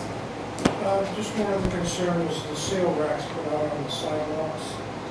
The sandwich boards? Sales racks? I mean, they will out with a sale rack or something. Oh, Like for elephants. sidewalk sales? Yeah, just individual stores putting stuff out on the sidewalks for interfering with pedestrian traffic. What are our guidelines of putting stuff out on the sidewalk? Is it legal or? So far, we've kind of, seems like we just allow it, but I know what you're saying. Sometimes there's multiple signs and people are trying to skirt around them and, Chief? There is limited regulation on that currently as a board. We prohibit it from November to April. Right. I don't know the exact Oh, date. because of winter. And that's what it says Public Works, with snow, with plowing the snow, and a merchant has to have the permission of the Public Works Director to put their signs out there during the winter. As a board, you certainly have a right to make that a year-long restriction. I know. I'm gonna walk around and kind of look at that and just see. Yeah, I've noticed a couple of racks, but they've always been closer to the building. So you've got the stairway, and it's like on the side of the stairway next to the building. So it's not in the normal walk part of the sidewalk. But I understand what you're saying about that. And there was one today when I walked the street that was out. Beyond their entry. It was right beside a pickup truck that was parked in a metered parking. Oh, And somebody couldn't get in the passenger side door because there was a sale rack. oh, wow. Yeah. So- That's not It's not good. yeah. Should we deal with it with just talking to the individual Individual businesses businesses. and when we see it and see, because I don't have a problem with them having the racks outside, but I do have a problem Blocking, having you the can't racks block. across the sidewalk. You can't block it or And I block know they people. put the sandwich boards in between the meters, which, and they're not that big. But, I know, but just somewhere it's gonna stop or everybody's gonna be doing it. Yeah, I see what you're saying, if it Yeah. gets too, maybe it's something to think about and watch. I'd love to spend some time kind of noticing it, so maybe we can bring it up again at the next. I spent a lot of time, you know, just kind of These days, those notice. sidewalks are busy. They are very busy on the Yeah. weekends, very. Chief, did you have something else? The only thing I have for you is the only restriction that we can enforce is obviously completely blocking the sidewalk. People can't park on the sidewalk. Right. But we enforce ADA, so the minimum 36 inches or 3 feet. You know, so that's kind of our guideline. If somebody can't get through, and it's or if it's a maze and somebody couldn't navigate it properly with Yeah, a that's- wheelchair or some type of Right. disabled electronic device, then we'll take action at that point. But we, at this point, I understand what you're saying, Roger, we just don't have the authority. Right, I mean, realistically, you look at it, it's no different than a piano sitting up there. Well, Pianos. but you authorize the piano. Right, we authorize And this is what Roger, that's your sidewalk, they're your rules. Yeah, Maybe you have a maximum distance from the building. yeah, we could look at something like that, like you can't put them, you know, put your A-frame right in the middle of the sidewalk, you have to be like within so many feet of the, just to leave a really big path. I think I just want to walk Main Street next couple weeks and see where if there's I think a places. height requirement too, right? Yeah, When we did Main Street, we did the wide sidewalk for a reason, so people can walk on, yeah. we could walk. I noticed some people put signs on the buildings, which I think is nicer, get it off the ground and have the signage up. Yeah. And that way you can still be advertising without having people having to go around things. And they fall a lot too. I pick up, you know, wind comes and you're picking up the A-frames. Yeah. I'm good. The only thing I had it, the community center here in the I had a annex. question about the sidewalk. Am I Oh. allowed to- Yeah, I have my hand raised for a bit. Oh, okay. Yeah, okay, so, I mean, the ordinance states no obstruction. Alakai clearly, every time they throw out their canopy there and hang up stuff. So, this has been happening for years in this town, and everybody doesn't look at it until, like Roger's bringing it up now. But this has been an Yeah, issue. going on. I'm actually investigating, got a whole report going, because this has been an issue forever in this town, and no one's really looking at it. Sandwich boards are in the way. It doesn't matter, there's already, I mean, yeah, you can go through the regulations, but there's already an ordinance in place that says they cannot block the sidewalk. Right. So and there's plenty of properties in town, businesses that are already allowed to break these rules, and it's happening all the time. So I just wanted to, a great point, Roger, because this is something that has to be discussed. Many towns have permits for sandwich board signs, and $25 a year, because there's regulations. If you want to put up a sign and make money, then you got to pay for it, you know? So, yeah, thanks. I guess we just haven't thought of it as an issue, but now we're starting to think of it as an issue because there's more people.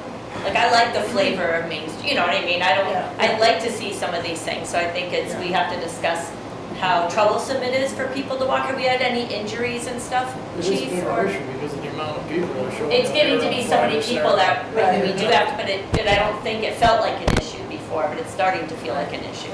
But, you know, to the chief's point, that it has to be 36 inches? Yes, we need to The measure ADA it. is 36 inches?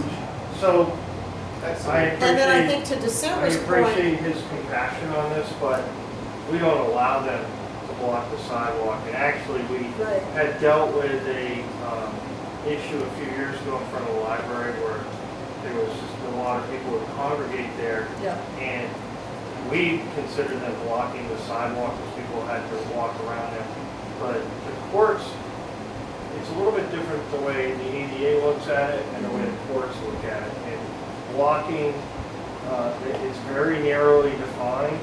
So we're kind of in an area where we gotta both make sure they got that 36 inches if somebody gets through, and how they navigate that. But we would never allow this to happen. We just can't be everywhere at once. right. probably is something that we may want to address, and also height requirements, so on the signage, if it's too low, and the sidewalk plows in it. And right. that Well, causes during the damage winter, to our right. property and theirs. But I do understand what December's talking about, especially on that, at that end of Main Street. Gets cluttered. And the open signs, the flags or whatever that they have that you have to walk through. So maybe that's something that we need to Maybe a work session. bring back to the table, have a work sessions and just bring our observations in. Yeah, I'd like Work to, with the chief Yeah. on the ordinance. and find out from, the plow truck, like what are the height, maybe we Yeah. need to come up with some height requirements and Yeah. things like that. I But it's think that's gonna a good take idea. some, I think that's a good getting idea. some Thank you, information. December, for mentioning that as well. the only thing I had was the community center and the annex, which are fixing up back there, and the parking lot's closed. They're doing a survey that they want people to fill out. I don't have it with me, but I think it's on their website. There's a QR code. It's a very short survey. Yeah. I think they're just trying to get ideas of uses of the space. Oh, ta-da! Paul, it's right here. I took it this morning, but I think they're just trying to collect as many voices as possible. Because they have this space, right? That's not owned by the town, by the way, it's a nonprofit. And then the annex is also being redone on The a carriage barn. carriage barn. Sorry, I keep calling it the annex.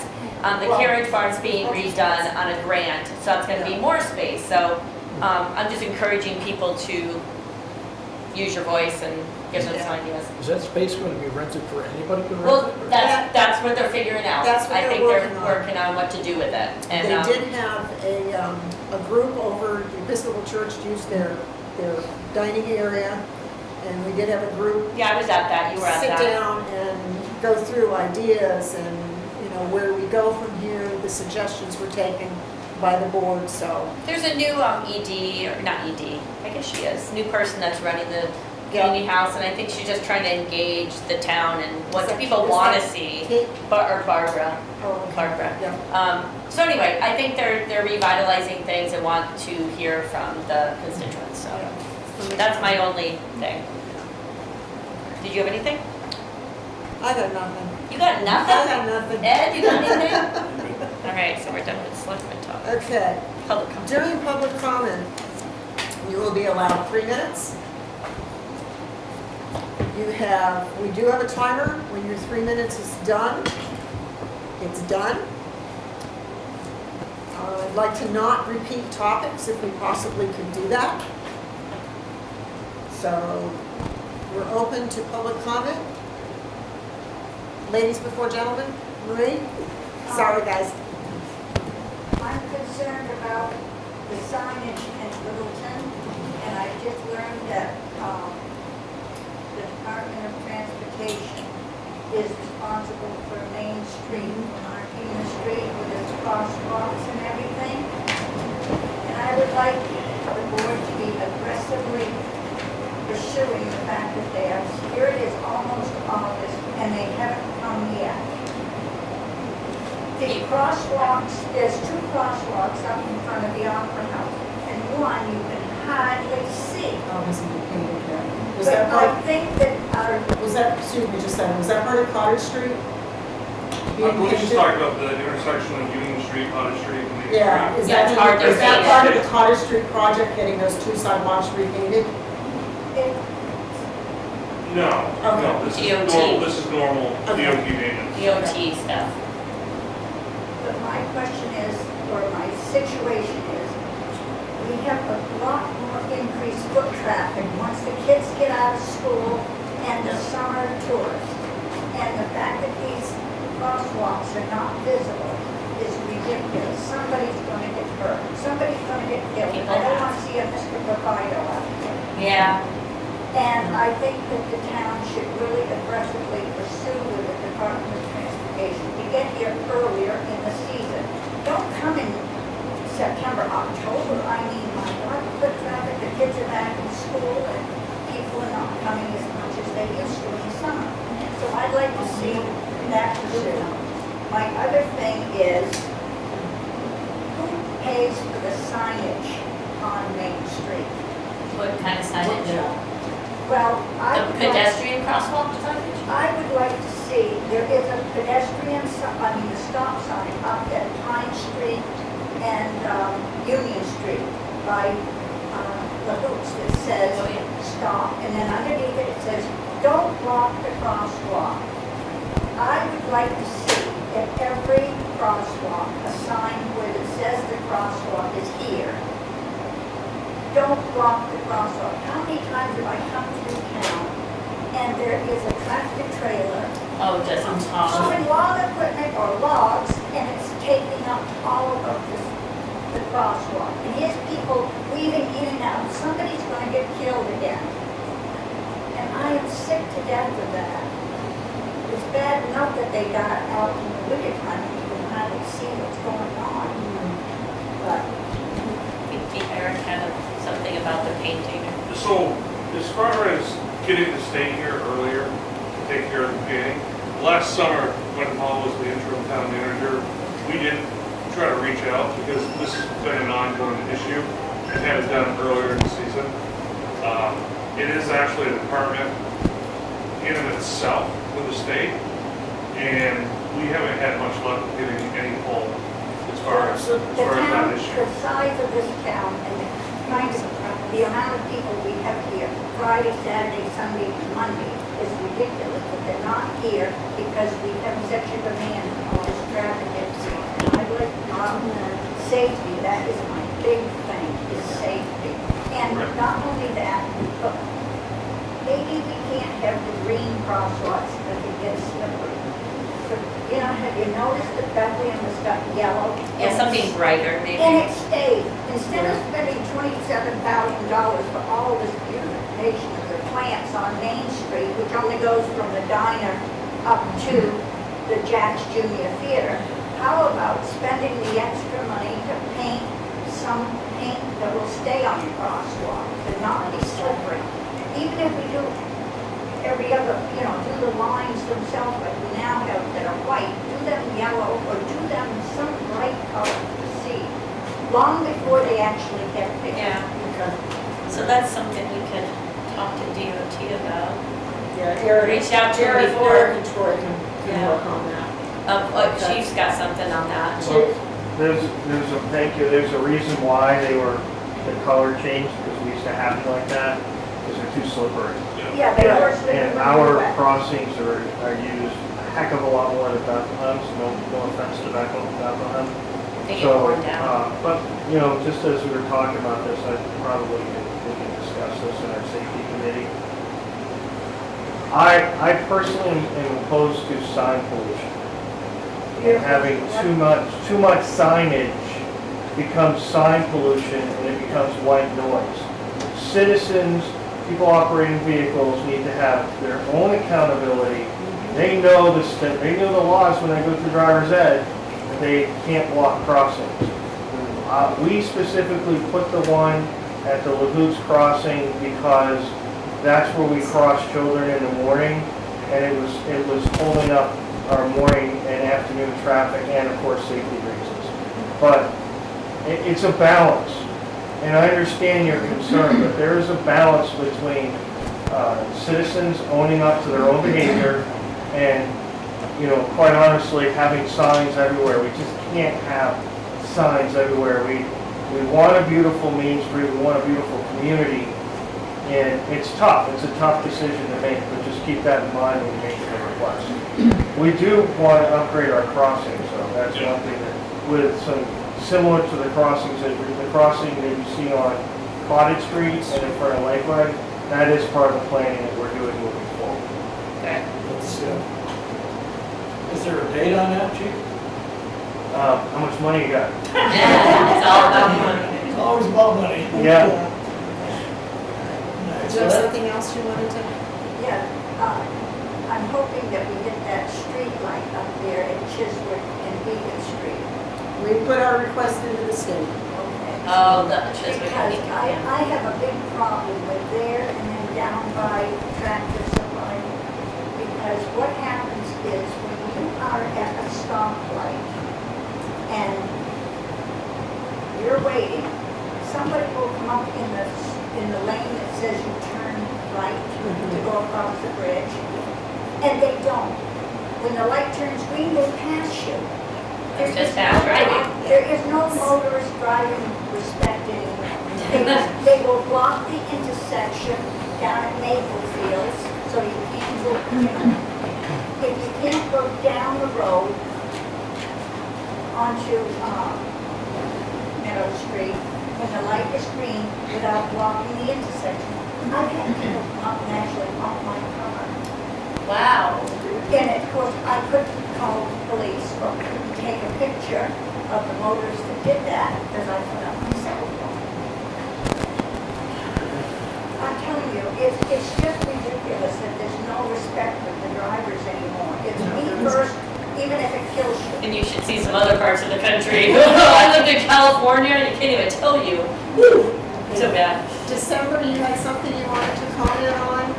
Yeah, actually, you said not to revisit anything, but I didn't know that the whole sidewalk discussion was gonna come up, but, yeah, and I've talked about this behind the scenes over the last couple of weeks, but, you know, for Fido's and Citgo Station, those parking lots, the way that those lots are designed, cars consistently park on the sidewalk.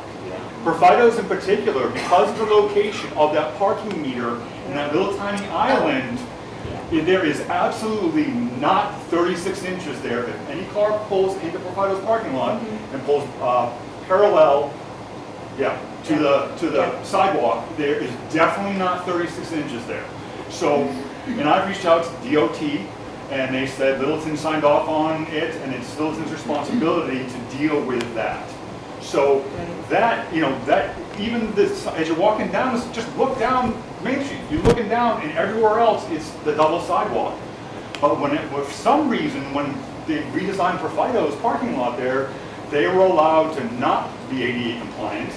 They were allowed to have there's no handicap parking, if that's even a lot, because from what I found out, it's not actually like a planned parking lot, at least from what I've been told. So again, and they're breaking the Chapter 1 ordinance of not blocking the driveway. So here you have a business where their whole thing every single day is breaking federal statute, federal law, state statute, and local ordinances. So, but they're allowed to continue to do it, but we got to worry about the flavor of Main Street for those of us that don't have a place to go because we might congregate. So we've got to look at all these places where they're being allowed to break the rules while other people are being held to the rules. Topeka Town has private parking on Mill Street. When did that happen? They've got 2 signs plastered on the side of the wall that says private parking, Topeka the Town only. They don't have anything there, yet somewhere along the line when the town painted Mill Street, that painted sidewalk, someone said, oh no, give them their parking spaces, so they've got painted parking out there. There's a dumpster right in the middle of the way. So all these little things have been allowed to happen because, I guess either people don't want to speak up because nothing's being done, or they're just like, whatever, they're going on with their lives. But it's very disheartening when, we're gonna look at enforcing one thing because people don't have a place to sleep, but we're not gonna bother even looking at these other aspects. When I ask about it, it's, well, we'll talk to the safety committee, or that's not our responsibility. Well, no, it is the town's responsibility. So there's got to be some investigation into why Providos is that could not be approved because that sidewalk right there is not ADA compliant. So that needs to. So yeah. Well, however that process needs to happen. I've sent emails. I've sent inquiries. December, that's 3 minutes. Wait, she went on for 6. Linda, you got to stop treating me differently than other people because that's going to reflect poorly on you and how you can't treat me differently than others. December. She also had 3 different subjects she was discussing. I don't get 3 different subjects? Are you not even thinking this through when you're processing this? You are repeating yourself. We understand where you're coming from. So you want to cut me off because I don't have another topic. I just want to make sure this is all on because you're stopping my ability to speak. Do you have anything else you need to comment on? Sure, but I'll wait till next time. Thank you. Lori. Tim was next, no, Oh, Tim. Tim had his hand up. I have two questions. What is, the crosswalk in front of the free house is there any discussion of a crosswalk where the rail trail is? Because I know I've seen people pause at the rail trail, there's no real crosswalk, they're unsure where That's they just- should cross. That's just south of South Street, right? Where the rail trail comes across Cottage?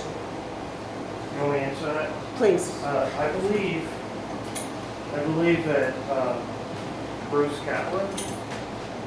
Yes. That's his presented name. to you Yes. guys last He meeting. came last meeting. Was asking for our endorsement to petition the crosswalks. state to put a crossing there with signage, I assume.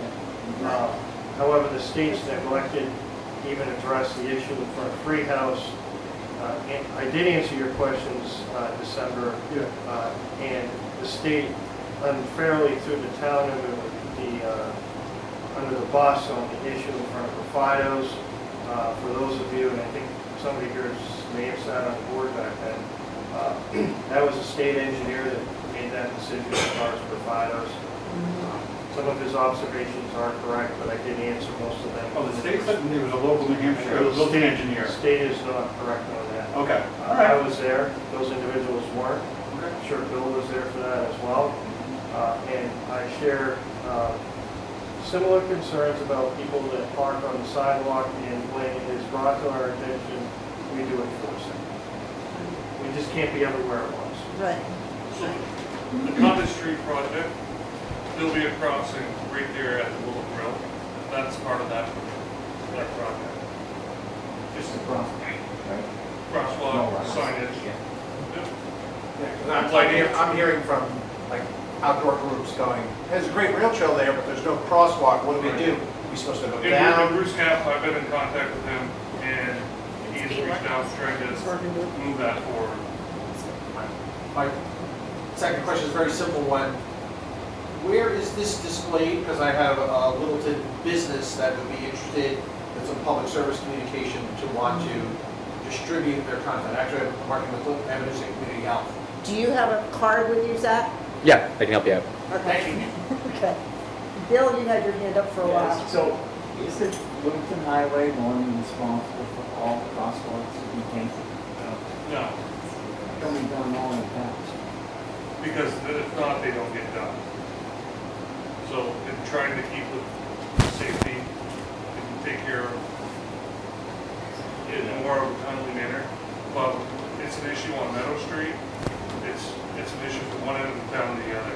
It comes down to, if I had more guys, unfortunately, we're 2 people down currently, and we have been for a while. I mean, we got within one of being fully staffed. But the problem is in the summer, our guys aren't allowed to take vacation during the winter call hours. So vacation is during the summer, and it's just time and manpower. It's not keep up with everything. But we absolutely, if it is a safety issue, try to get to it as quickly as possible, try to address it. So what's the state say? They don't want to deal with it? It's kind of like Big Brother. Get out of here. Sometimes the state doesn't want to do it, in fact. Laura, you had a comment? Yes, I didn't realize you weren't having a meeting until the 25th. So we're going to be putting a notice in the paper. We're doing an update to our transmission line in Bethlehem Hollow. The first part of the project will be August 12th through the 22nd, 21st, 22nd-ish, 2 days within that period of time. We had to replace 2 valves, and the potential for getting air in the line is pretty high. So we're going to put a notice in the paper. If there's air, it will look a little cloudy, it will look bubbly. You can flush it yourself just by purely just running your faucet. We're going to flush hydrants, trying to get rid of the air as well. Doesn't impact the quality of the water. So you may get calls or complaints about that, but we will put it in the paper. When's the time frame again? I missed that. It's The somewhere. 12th to the 22nd? It's either going to be the 12th and the 14th, or they're going to move it to the 19th and the 21st. So I'm just In not August. sure. In Yeah. August. Okay. It's just going to be a Yep. 2-day project. So. Thank you. All right. Yes, ma'am? comment. Maybe we can just put some pressure on our reps, executive council members, people that are supposed to represent us, you know, besides you guys. Somebody else. About which? With the state. About everything. Help us About with everything. Crosswalks and Yeah, things yeah. that we need some, nobody's hearing us. Yeah. We're going through the proper channels, but nobody's listening. So, on the side, guys. Good suggestion. Anything else? Everybody's good? Yeah. Entertain the motion to adjourn. I'll second that. So Paul seconded. Roger first, Paul seconded. No more discussion? All in favor? Aye. See you next month. So now this one. All right. Did you vote this?